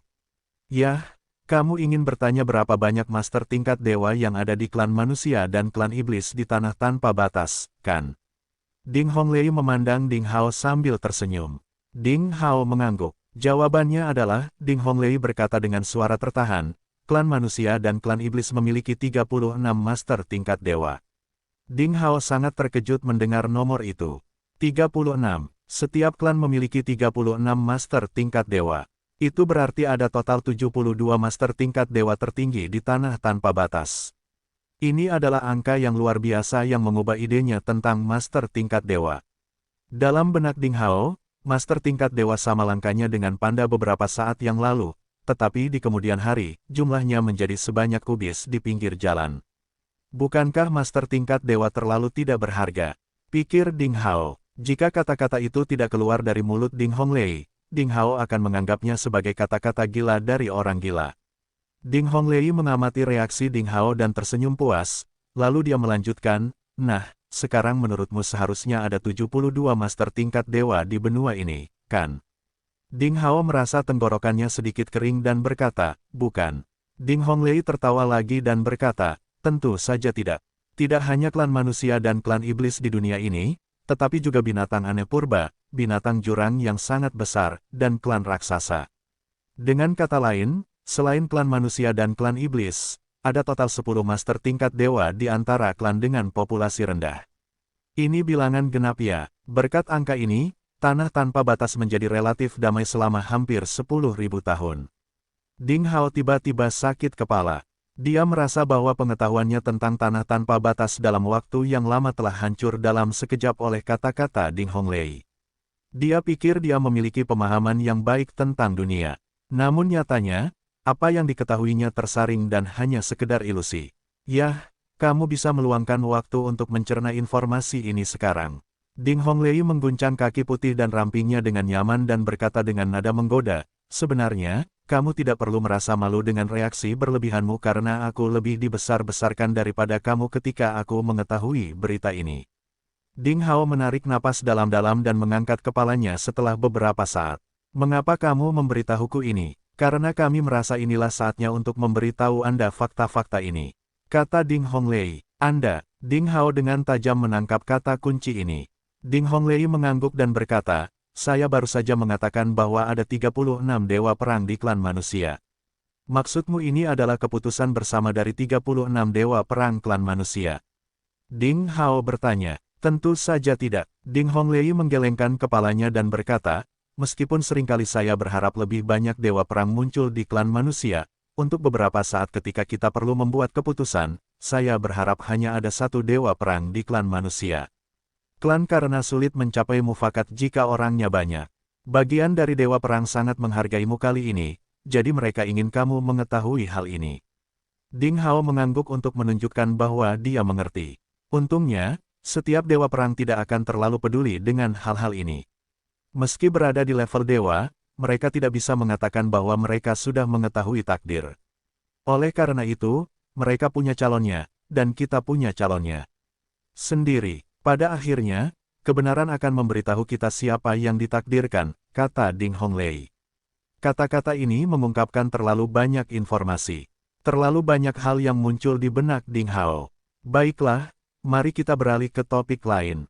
Tahukah Anda mengapa tidak ada seorang pun yang mencapai alam abadi selama puluhan ribu tahun di tanah tanpa batas, baik itu klan manusia, klan deman, atau berbagai klan lainnya? Lagi pula, menurut teori meridian seni bela diri, pasti ada alam abadi. Yah, aku tidak tahu. Apakah karena kurangnya kesempatan dan keberuntungan? Salah. Semua orang yang mampu memasuki alam tingkat dewa adalah favorit negeri ini. Namun, bahkan beberapa orang yang telah mencapai puncak alam tingkat dewa tidak dapat membuat terobosan. Masalah ini telah menjangkiti banyak ahli tingkat dewa. Pada akhirnya, mereka sampai pada kesimpulan yang sama. Apa itu? Keingintahuan Ding Hao muncul. Ding Honglei mengucapkan kata demi kata, jika kamu ingin menjadi abadi, kamu harus memasuki tanah abadi. Kalau tidak, kamu tidak bisa menjadi abadi. Tanah abadi. Ding Hao tidak mengharapkan kesimpulan seperti itu. Dia berkata dengan heran, apakah tanah abadi benar-benar ada di dunia ini? Tentu saja, Ding Honglei berkata dengan pasti. Kamu harusnya tahu tentang pertempuran misterius di tebing kayu hijau di benua tengah ilahi setahun yang lalu. Ding Hao mengangguk. Orang luar tidak tahu apa yang terjadi di Greenwood Cliff, tapi satu hal yang mereka yakini adalah adanya fluktuasi energi dari pertarungan antara pakar tingkat dewa di Greenwood Cliff. Beberapa ahli tingkat dewa juga muncul. Itu seperti kiamat dan membuat khawatir semua pihak, membuat kedua balapan terkejut. Belakangan, beberapa orang berspekulasi bahwa beberapa master tingkat dewa tewas dalam pertempuran itu. Saat ini, benua tengah ilahi telah dilanda kekacauan dan pertempuran, dan tebing kayu hijau hampir menjadi area terlarang. Sudah pasti bahwa pertempuran di Greenwood Cliff telah sepenuhnya mengubah situasi benua. Perang suci yang baru sepertinya akan segera terjadi. Dilihat dari nada bicara Ding Honglei, Ding Hao bertanya-tanya apakah pertempuran di tebing kayu hijau ada hubungannya dengan tanah abadi. Pertempuran itu memang merupakan pertarungan antara ahli tingkat dewa, dan alasan mengapa pertempuran itu terjadi adalah karena gerbang menuju tanah abadi ditemukan di Greenwood Cliff. Kata Ding Honglei, gerbang itu mengarah ke tanah abadi. Pikir Ding Hao. Ding Hao terkejut. Kalimat ini mengejutkan Ding Hao lebih dari semua kata lain yang diucapkan Ding Honglei sebelum digabungkan. Ini tidak hanya berarti bahwa ada dunia lain di luar tanah tanpa batas, tetapi juga bahwa dunia tersebut disebut sebagai tanah abadi. Bisa dibayangkan betapa menakjubkannya jika tanah abadi itu ada.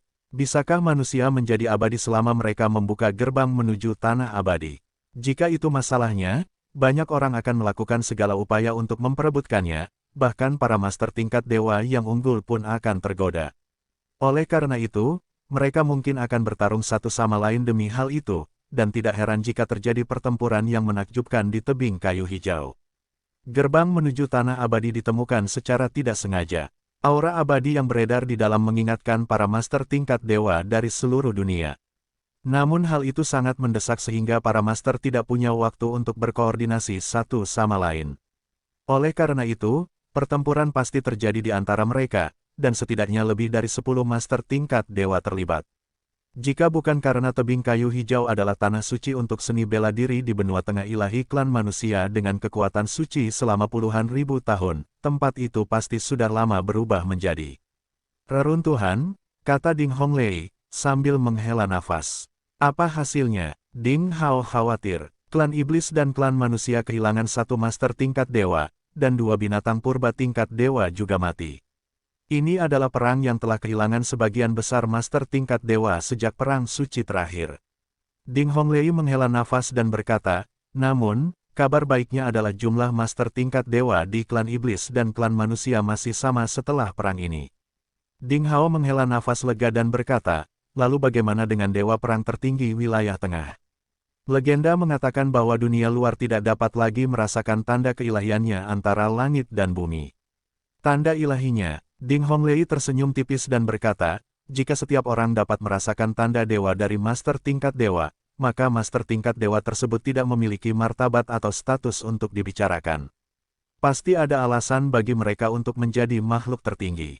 Selain itu, Anda harus tahu bahwa ada perbedaan di antara para master tingkat dewa tersebut. Master seperti dewa perang tertinggi wilayah tengah berada di posisi teratas dan hampir mustahil bagi mereka untuk mati.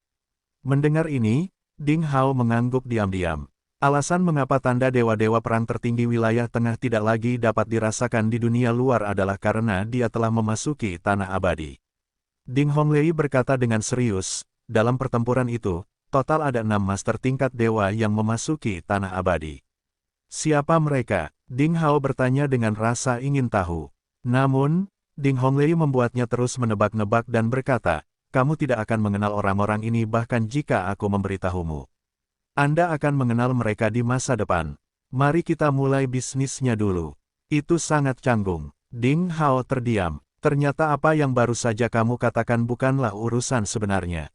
Pikir Ding Hao. Tentu saja, dia tidak bisa mengungkapkan pikirannya dengan lantang tetapi berpura-pura mendengarkan dengan cermat. Setelah 6 master tingkat dewa melangkah ke dalam gerbang, gerbang tersebut menghilang secara misterius, yang membuat para master tingkat dewa yang bergegas ke sana kemudian kecewa. Mereka tidak tahu dunia macam apa yang ada di balik gerbang itu. Mereka juga tidak tahu apa yang terjadi pada Dewa Perang tertinggi wilayah tengah dan yang lainnya. Ding Honglei memejamkan mata dan mengingat sejenak, lalu berkata, saya juga pergi ke Greenwood Cliff saat itu. Sesampainya di sana, gerbangnya hampir menghilang, dan terdengar tangisan sedih serta darah merah tua keluar dari sana. Itu adalah darah para master tingkat dewa. Darah master tingkat dewa. Ding Hao tercengang. Apakah master tingkat dewa yang memasukinya mengalami masalah? Ding Honglei mengangguk dan berkata, ini hanya spekulasi. Tentu saja, ada kemungkinan lain. Sayangnya, gerbang tersebut menghilang pada saat itu, sehingga orang lain tidak dapat mengetahui kebenarannya. Kesempatan untuk mengetahui tentang tanah abadi akan segera hilang, tetapi tidak pernah terpikir olehku bahwa orang lain menemukan cara lain untuk memasuki tanah abadi. Ding Hao tercengang. Berita yang didengarnya hari ini semakin gila. Dia mendengarkan dengan cermat dan tidak menyela Ding Honglei. Ding Honglei melanjutkan, kali ini, seseorang menemukan 6 gerbang abadi yang legendaris dan formasi transmisi ke tanah abadi di gunung belakang sekte pencari ilmu pedang. 6 gerbang abadi, pikir Ding Hao. Ding Hao tiba-tiba teringat pada 6 pintu batu di dasar jurang besar di gunung belakang. Yang disebut 6 gerbang abadi harus mengacu pada 6 gerbang batu itu jika spekulasinya benar. Formasi transmisi ke tanah abadi seharusnya adalah formasi papan catur di atas meja batu di gua jurang misterius. Ding Hao turun ke Great Abyss sebelumnya dan menemukan aura master tingkat dewa di 2 tempat itu. Kedua tempat itu bukan lagi rahasia bagi makhluk tertinggi ini.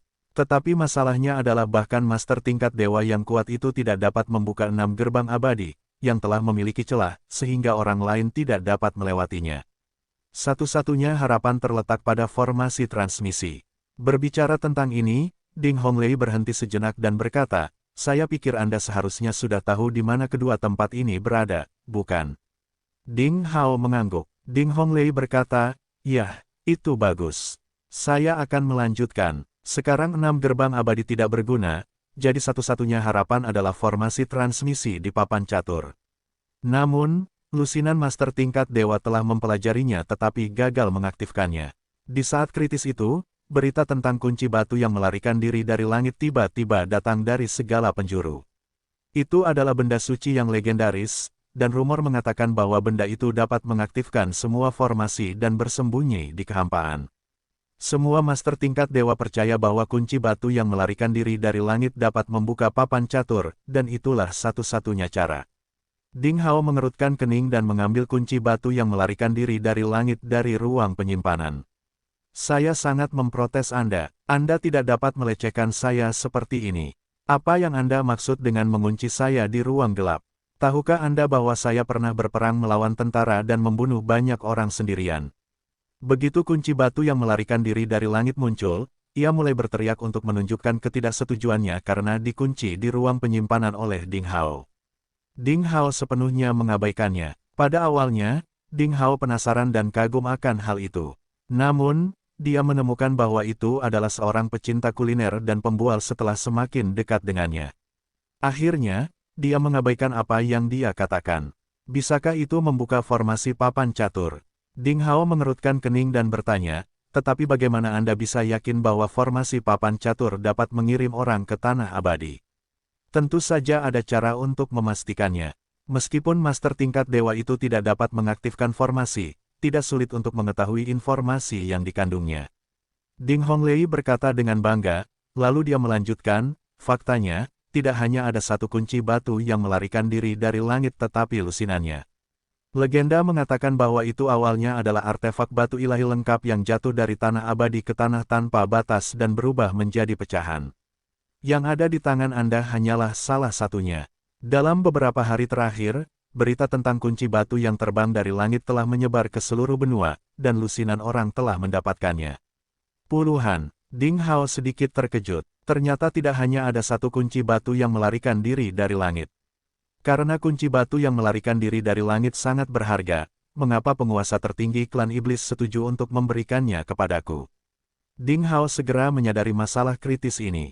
Ding Honglei berkata sambil tersenyum, ini sangat sederhana.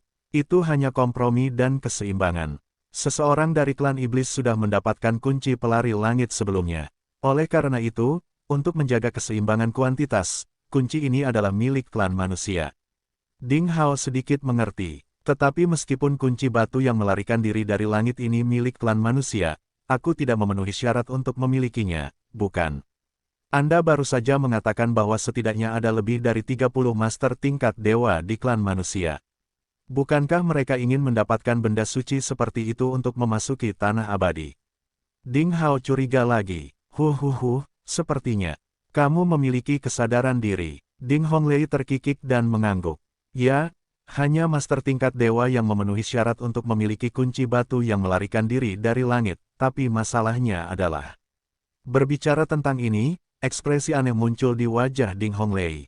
Dia berkata, kunci batu yang melarikan diri dari langit, yang hanya dapat didengar dalam legenda selama puluhan juta tahun, tiba-tiba muncul saat ini tanpa peringatan. Dengan semua kejadian sebelumnya, bukankah menurutmu ini sedikit aneh? Ini sangat aneh, Ding Hao mengatakan yang sebenarnya.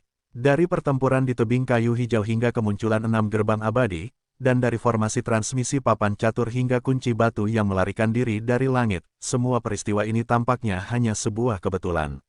Namun, jika diperhatikan dengan cermat, sepertinya ada tangan besar tak kasat mata yang mengendalikan mereka di balik layar. Itu lebih seperti jebakan. Itu adalah jebakan yang bahkan termasuk master tingkat dewa.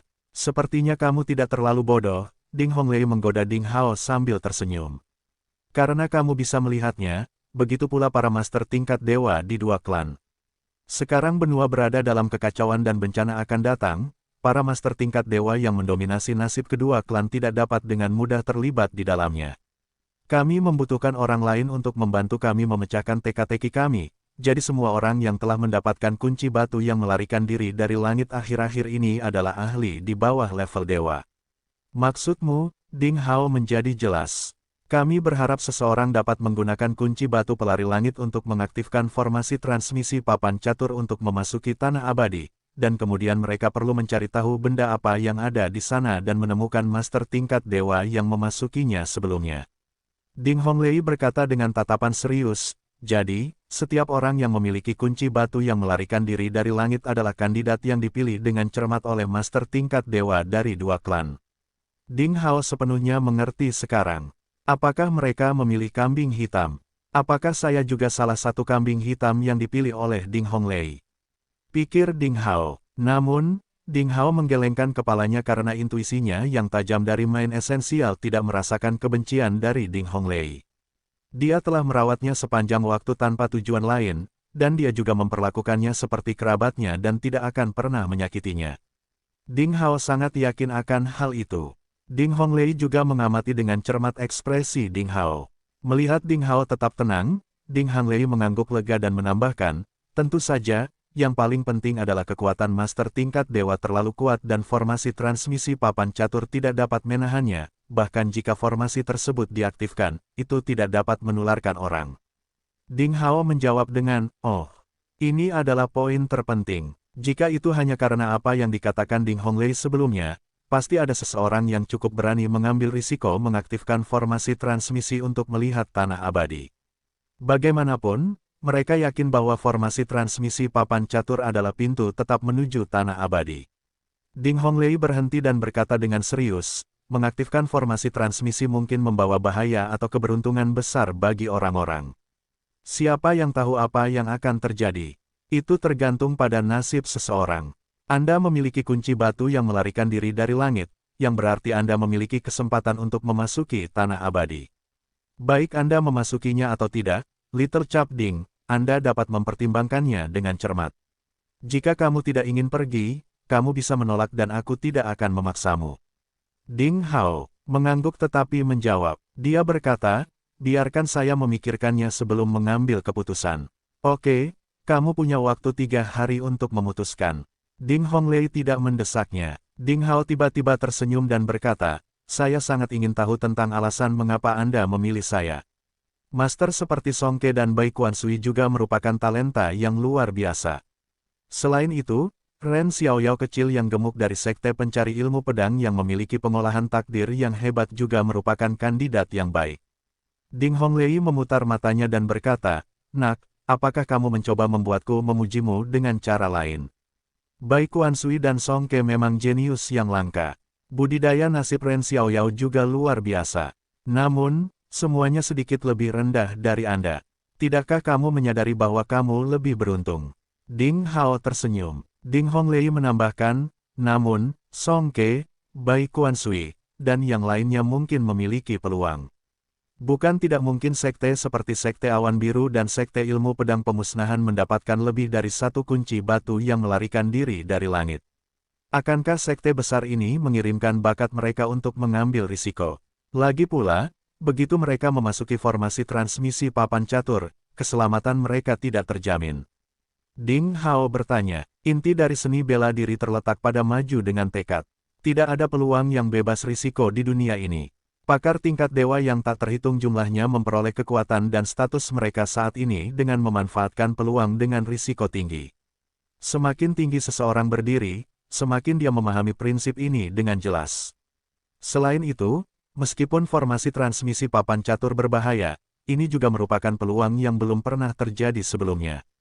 Tidak ada yang bisa menahan godaan seperti itu, kata Ding Honglei dengan sabar.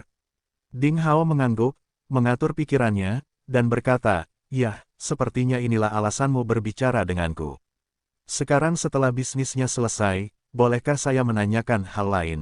Ding Honglei tertawa lagi dan berkata, "Tentu saja, dan jika suasana hati saya sedang baik, mungkin saya bisa memecahkan beberapa misteri untuk Anda." Ding Hao terdiam. "Apakah suasana hatimu sedang bagus sekarang?" "Yah, sekarang tidak buruk." "Bagus. Pertama, saya bertanya-tanya mengapa Anda selalu menjaga saya. Anda membantu saya berkali-kali, dan Anda diam-diam membantu saya mengatasi beberapa arus bawah ketika saya menyebabkan beberapa masalah, bukan?" Kamu cukup pintar untuk mengetahui bahwa aku menyayangimu," kata Ding Honglei sambil tertawa centil. Dia mengulurkan jari rampingnya dan menunjuk ke kepala Ding Hao dengan malas, berkata, "Niat baik saya tidak diperlakukan sebagai kejahatan. Mengenai apa yang ingin kamu ketahui, tiba-tiba suasana hatiku sedang buruk. Mari kita bicarakan hal itu lain kali." "Ding Hao, kalau begitu mari kita ganti topik pembicaraan," kata Ding Hao. "Saya selalu penasaran dengan alasan mengapa klan manusia dan klan iblis selalu bertarung satu sama lain. Dari apa yang kulihat, jika mereka tidak bisa saling mencintai, setidaknya mereka bisa hidup damai satu sama lain. Dunia ini sangat luas. Apakah tidak ada tempat bagi kedua klan tersebut? Selain itu, penguasa tertinggi klan iblis tidak berpikiran pendek. Bagaimana kedua klan itu mengumpulkan begitu banyak kebencian di masa lalu?" Ding Hao bertanya. Senyuman di wajah Ding Honglei memudar dan dia berkata, "Kamu salah. Kita memang memiliki daratan yang luas di dunia, namun nyatanya tidak mampu menampung dua ras yang berkembang biak secara gila-gilaan. Rumor mengatakan bahwa satu-satunya alasan pecahnya Perang Suci pertama adalah karena seluruh ruang di langit dan bumi ditempati oleh kedua ras tersebut. Mereka menghabiskan semua sumber, daya budidaya, dan akhirnya, kelangsungan hidup menjadi satu-satunya tujuan mereka. Tak terbayang betapa ketakutannya populasi kedua ras tersebut akibat reproduksi dan perkembangannya yang tidak terbatas. Tahukah Anda mengapa hukum kekuatan dan pasang surut antara langit dan bumi sangat berbeda dengan zaman kuno? Itu karena jumlah besar dari kedua ras tersebut menyebabkan kekacauan pada mereka." Ding Hao merasa familiar dengan deskripsi Ding Honglei. Bukankah kebijakan pengendalian kelahiran yang diadopsi oleh beberapa negara besar dengan populasi besar di dunia adalah untuk menjaga kesejahteraan negaranya? Ketika dunia baru saja diciptakan, semua klan besar, tidak hanya klan manusia dan klan iblis tetapi juga banyak ras misterius lainnya, hidup dalam harmoni. Ada ratusan klan dan banyak master tingkat dewa. Legenda mengatakan bahwa tidak hanya ada tanah tanpa batas, tanah abadi, dunia bawah, tetapi juga 5 benua lainnya, dan semuanya terhubung. Angka kelahiran hampir sama dengan angka kematian. Namun, nasib surga itu berputar-putar. Sesuatu terjadi dan membuat lingkaran itu putus. Angka kelahiran dan angka kematian berubah drastis. Akibat tertutupnya lingkaran tersebut, populasi makhluk di tanah tanpa batas meledak dan pecahlah peperangan. Setelah pertempuran yang tak terhitung jumlahnya, klan manusia dan klan iblis yang memiliki kemampuan bereproduksi terbesar menjadi dua klan terbesar. Beberapa klan eksotik seperti klan Gain dan binatang purba hidup dalam waktu pinjaman, sementara klan kuat lainnya telah punah. Kata-kata sederhana Ding Honglei menggambarkan gambaran zaman kuno yang tragis dan penuh darah. Ding Hao membuka mulutnya lebar-lebar, tidak tahu harus berkata apa. Hari ini, Ding Honglei berbicara tentang begitu banyak berita menakjubkan, yang hanya diketahui oleh para master tingkat dewa itu. Namun, apakah ini kebenaran dunia? Apakah perang dewa dan iblis yang legendaris mengacu pada perang tragis antar klan? Tak heran jika selalu terdapat berbagai reruntuhan kuno di benua ini. Beberapa di antaranya berisi kekuatan yang tidak dapat dipahami serta harta ilahi yang luar biasa. Saat ini, di benua ini, kemunculan dan kemakmuran banyak sekte bergantung pada penggalian harta karun ilahi ini. Banyak metode budidaya, keterampilan tempur, dan kekuatan magis yang menakjubkan juga diperoleh dari reruntuhan kuno ini. Dengan kata lain, reruntuhan kuno ini meletakkan dasar yang kokoh bagi kemakmuran seni bela diri masa kini di benua tersebut. Menurut Ding Honglei, keberadaan reruntuhan tersebut dapat dijelaskan. Nasib surga runtuh, dan kemudian lingkaran itu ditutup. Apa sebenarnya yang terjadi dan menyebabkan pertempuran berdarah di benua ini selama puluhan ribu tahun? Karena latar belakangnya, Ding Hao mengetahui bahwa ada tanah rahmat ilahi di samping tanah tanpa batas, sehingga berita tentang 5 benua lainnya tidak mengejutkan Ding Hao. Yang membuatnya terkejut adalah kabar lainnya. Ketika Ding Hao keluar dari aula utama, kerumunan di War God Square secara bertahap bubar. Tepi danau cermin masih sangat ramai. Aliansi antara kedua klan belum dimulai, tetapi masih ada banyak master dari kedua klan yang bergegas. Gelombang sisa arena hidup dan mati tidak hilang. Berdiri di aula atas, kebisingan tempat ini masih bisa dirasakan. Namun, setelah kemenangan besar klan manusia, klan iblis tidak lagi sombong seperti sebelumnya. Di jalanan dekat danau cermin, semakin banyak orang dari klan manusia. Para ahli klan iblis yang sebelumnya memprovokasi mereka sesuka hati telah menjadi lebih berperilaku baik. Para prajurit klan manusia akhirnya bisa mengangkat kepala mereka tinggi-tinggi. Di banyak pub dan gang, terjadi diskusi seru tentang ketiga pertempuran tersebut. Bagi klan manusia, ketiga pertempuran ini layak untuk diingat berulang kali. Mereka yang melewatkan penampilan Matt Sabre, Phoenix, dan Sabre and Sword Edik asyik dengan ceritanya. Mereka sangat menyesal karena mereka tidak tiba tepat waktu dan melewatkan peristiwa besar yang belum pernah terjadi selama 1000 tahun. Ding Hao kembali ke villa pencari ilmu pedang. Villa tersebut telah ditempati oleh salah satu kekuatan dari klan iblis sebelumnya. Setelah pertarungan arena hidup dan mati, mereka melepaskan tempat itu karena takut akan mengganggu 3 talenta dari sekte pencari ilmu pedang dan membawa malapetaka total. Segala sesuatu di villa itu sama. Pemilik villa itu adalah Huang Rong, yang sangat memberontak. Setelah malam ketika sekte pencari ilmu pedang dirampok, Huang Rong menjadi dewasa dan cakap, dengan kekuatannya dipromosikan ke alam Grandmaster Agung. Dia bertanggung jawab atas seluruh villa, dan semuanya beres. Ada banyak orang di depan gerbang villa pencari ilmu pedang. Tak terhitung banyaknya tokoh besar klan manusia yang datang berkunjung, dan banyak anak muda yang ingin bergabung dengan sekte pencari ilmu pedang berkerumun di gerbang villa. Adegan itu sangat sibuk. Melihat pemandangan ini dari jauh, Ding Hao harus menyelinap ke villa dari pintu belakang. Pesta perayaan akbar sedang dilaksanakan. Lilan memanfaatkan kesempatan ini untuk mempublikasikan kekuatan sekte pencari ilmu pedang dan juga mulai menjalin hubungan dengan sekte-sekte terkemuka di wilayah utara. Ini adalah kesempatan sempurna untuk pengembangan sekte pencari ilmu pedang di masa depan. Selain itu, dengan dukungan tokoh-tokoh seperti Song Ke dan Bai Kuansui, sekte-sekte teratas di wilayah utara harus menunjukkan rasa hormat kepada Asura berwajah giok. Di antara 3 talenta dari sekte pencari ilmu pedang, Xie Jiyu selalu sulit ditangkap, jadi dia tidak pernah muncul sejak kompetisi. Ding Hao dipanggil oleh penguasa tertinggi klan manusia, jadi ketidakhadirannya bukanlah hal yang mengejutkan. Oleh karena itu, Zhang Fan menjadi bintang yang paling menarik perhatian. Bocah pemburu itu terlahir introvert dan tidak bisa bergaul dengan bebas dengan orang lain.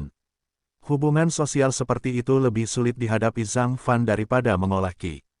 Dia hanya bisa gigit jari dan berbicara dengan orang-orang ini. Untungnya, Lilan bijaksana dan membantu Zhang Fan berulang kali. Setelah Ding Hao kembali, dia tidak ingin muncul pada awalnya. Namun, ketika dia menemukan Lilan sangat sibuk, dia akhirnya muncul di jamuan makan. Merevitalisasi sekte pencari ilmu pedang adalah keinginan seumur hidup Li Jianye dan Qi Qingshan. Sekarang Lilan harus memikul beban ini. Meskipun dia telah menyingkirkan bayangan di masa kecilnya, dia tetap tidak bisa melepaskan diri dari tanggung jawab yang terkutuk itu. Ini mungkin ikatan terbesar dalam hidupnya. Sebagai suaminya, Ding Hao harus selalu berada di sisinya. Setelah hampir 4 jam, jamuan makan secara bertahap berakhir. Beberapa tokoh besar dari sekte-sekte terkemuka di wilayah utara tetap ada. Mereka harus mencapai beberapa kesepakatan penting dengan sekte pencari ilmu pedang dan mendirikan kamp. Lilan harus meluangkan waktu untuk menghadapinya, sementara Ding Hao menghilang ke kerumunan dengan alasan meditasi. Melihat sosok Lilan yang sibuk, Ding Hao merasa sedikit tertekan. Bakat dan bakat Lilan jelas berada di level teratas di antara murid nominal tahun itu. Bahkan murid seperti Lin Xin, Ren Xiaoyao, Liu Kuang lebih rendah dari Lilan pada saat itu. Namun, dalam 3 tahun terakhir, dia telah mencurahkan sebagian besar energinya untuk pengembangan sekte pencari ilmu pedang. Akibatnya, ia memiliki lebih sedikit waktu untuk berkultivasi. Sekarang, sebagai kepala sekte, Lilan hampir tidak bisa memasuki alam raja bela diri. Dibandingkan dengan murid seperti Ren Xiaoyao, dia sudah tertinggal. Terkadang Ding Hao bertanya-tanya apakah baik bagi Lilan untuk menggantikannya sebagai kepala sekte. Namun, melihat Lilan menangani urusan ini dengan rasa kepuasan dan pencapaian, Ding Hao menyadari bahwa lebih menggembirakan baginya untuk mendorong sekte pencari ilmu pedang menjadi sekte teratas di wilayah utara daripada meningkatkan kekuatannya. Setiap orang memiliki tujuan masing-masing. Beberapa mengejar seni bela diri, sementara yang lain mengejar kekuasaan. Jelas sekali, Lilan memikul tanggung jawab yang berat dan berusaha memenuhi harapan para murid sekte pencari ilmu pedang yang tak terhitung jumlahnya di bumi dan surga. Memikirkan hal itu, Ding Hao merasa lega. Bagaimanapun, tidak peduli seberapa kuat Lilan, selama Zhang Fan, Simen Qiansui, Wang Juefeng, Wang Xiaoqi, dan dia ada di sana, mereka tidak akan pernah membiarkan siapapun menantang posisi Lilan. Taman belakang villa pencari ilmu pedang jauh lebih sepi. Ding Hao berkeliaran di dalamnya, merenung dengan bebas. Diakui, Ding Hao memang menimbulkan masalah besar baginya. Dia sedang memikirkan apakah dia harus mencoba peruntungannya dengan menggunakan kunci batu yang melarikan diri dari langit untuk mengaktifkan formasi transmisi papan catur untuk memasuki tanah abadi. Ini adalah takdir abadi yang sebenarnya. Siapapun yang memasuki tanah abadi akan memiliki kesempatan untuk menjadi abadi. Tapi bisakah dia tetap kembali ke tanah tanpa batas setelah dia memasuki tanah abadi? Jika dia tidak bisa kembali, Ding Hao lebih memilih melepaskan kesempatan ini untuk menjadi abadi. Ada terlalu banyak hal di dunia ini yang tidak bisa ditinggalkan oleh Ding Hao. Jika dia tidak bisa menjadi abadi bersama orang-orang yang dia sayangi, apa menyenangkannya menjadi abadi? Itulah yang membuat Ding Hao ragu-ragu. Jika formasi transmisi papan catur untuk master tingkat dewa adalah formasi pembunuhan atau jebakan, dia mungkin akan mati jika memasukinya. Begitu dia meninggal, sekte pencari ilmu pedang, yang baru saja bangkit, akan segera runtuh dan dihancurkan. Dia dibebani dengan begitu banyak tanggung jawab. Mungkin aku harus menolak Ding Honglei, pikir Ding Hao. Ding Hao sedikit ragu ketika ide ini muncul. Di gua misterius di belakang gunung, dia terlahir kembali dalam cairan putih susu, dan kemudian dia bertemu dengan dua lelaki tua master pedang dan master pedang. Sejak saat itu, nasibnya berubah. Gua misterius itu adalah akarnya dan memiliki banyak ikatan dengannya. Terlebih lagi, di Great Abyss di gunung belakang, dia menemukan pelindung lengan ayahnya Ding Sengtan. Semua petunjuk ini menunjuk pada formasi transmisi papan catur. Selama puluhan ribu tahun, kemana perginya pasangan yang dikejar dewa? Mungkinkah mereka memasuki formasi transmisi papan catur? Pikir Ding Hao. Memikirkan hal itu, Ding Hao memiliki beberapa ekspektasi untuk membuka formasi papan catur. Ding Hao sedang berjuang dalam dilema. Dia bukan orang yang bimbang, tapi dia tidak bisa mengambil keputusan untuk sementara waktu. Ayah, ayah, sebuah suara kekanak-kanakan terdengar. Ding Hao berbalik dan melihat bayi perempuannya Ding Tianxuang memegang tangan Li Yiruo melompat ke arahnya. Ketika dia melihat Ding Hao, lelaki kecil itu membuka tangannya, bergegas mendekat, dan melompat ke pelukan Ding Hao. Ayah, kenapa kamu ada di sini? Aku sudah lama mencarimu bersama ibu kecil. Gadis kecil itu cemberut dan mencium pipi Ding Hao. Ding Hao tiba-tiba merasa dia hampir meleleh karena kebahagiaan. Namun dia segera menyadari sesuatu dan bertanya dengan heran, ibu kecil. Siapa ibu kecil itu? Ding Tianxuang tiba-tiba tertawa dan berkata, ayah, kamu sangat bodoh. Ibu kecil adalah ibu Yiruo. Aku selalu memanggilnya ibu kecil. Dia merawatku dengan baik. Saat kamu tidak ada di sini dan ibu terlalu sibuk untuk mengurusku, ibu kecil sering bermain denganku dan mengajariku kungfu, jadi ibu memintaku untuk menelepon ibu kecilnya. Ibu Yiruo. Ding Hao tertegun dan menatap Li Yiruo. Si cantik pertama dari 5 akademi menunjukkan senyuman bangga. Ding Hao tahu sesuatu. Sungguh Lilan, ternyata kamu sudah mengetahui segalanya secara diam-diam dan melakukan banyak hal secara diam-diam. Dengan melakukan ini, kamu telah mengakui beberapa hal, bukan? Pikir Ding Hao, ada apa denganmu dan Ibu Yiruo? Ding Hao mencubit pipi gadis kecil itu. Aku merindukanmu, kata lelaki kecil itu dengan sangat tidak puas. Tidak bisakah aku bertemu denganmu jika aku tidak memiliki sesuatu yang mendesak? Ding Hao terdiam karena gadis kecil ini terlalu pintar. Sambil menggendong gadis kecil itu, Ding Hao mendatangi Li Yiruo dan diam-diam duduk di sampingnya di tangga marmer di taman.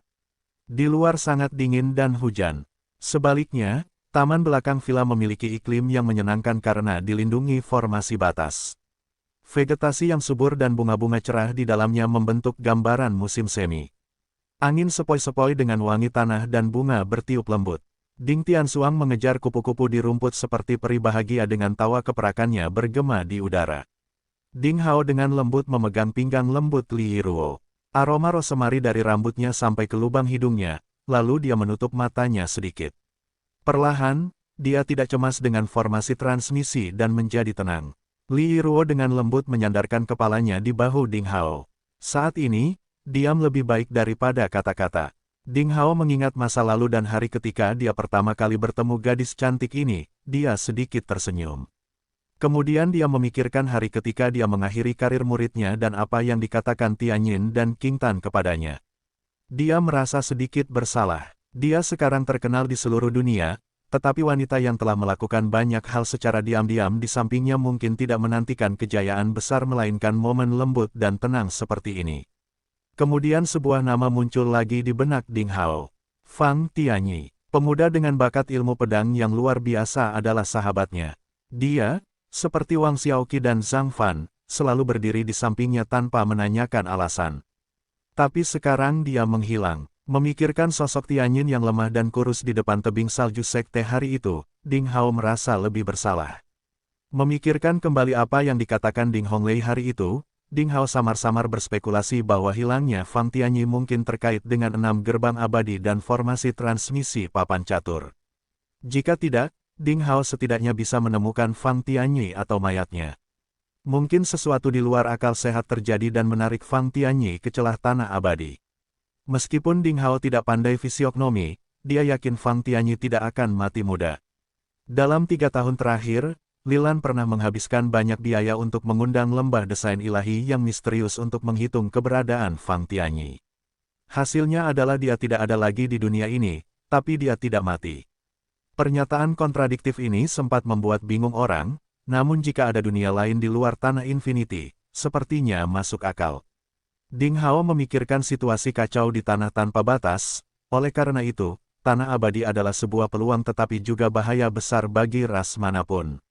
Karena tidak peduli ras mana yang memperoleh takdir abadi, keseimbangan jumlah ahli tingkat dewa akan segera rusak, yang merupakan bencana bagi ras lain yang tidak mendapatkan takdir tersebut. Ketika sarang burung dibalik, tidak ada telur yang utuh.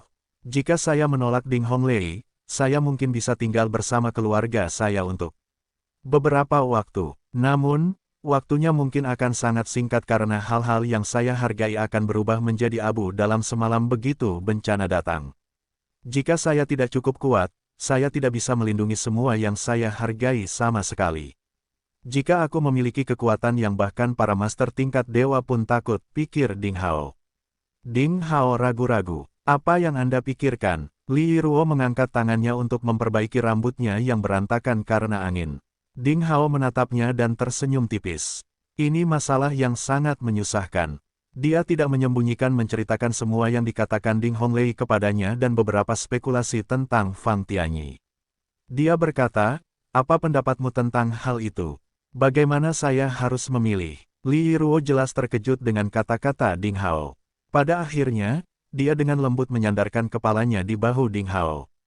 Setelah sedikit ragu, dia berkata, "Saudara Hao, silakan." "Dengan baik, kamu pikir aku harus pergi, kan? Apakah menurut Anda ini adalah sebuah peluang?" Ding Hao sedikit penasaran. Dia hanya ingin mencari seseorang untuk diajak bicara. Mungkin dia akan lebih mudah setelah mengatakannya dengan lantang, tapi dia tidak menyangka Li Yiruo akan memberikan jawaban yang tegas. "Saya tidak tahu apakah ini sebuah peluang. Dari nada bicaramu tadi, aku hanya merasa kamu ingin pergi," kata Li Yiruo lembut. Kata-katanya mengejutkan Ding Hao. "Apakah aku ingin pergi?" Ding Hao bertanya pada dirinya sendiri.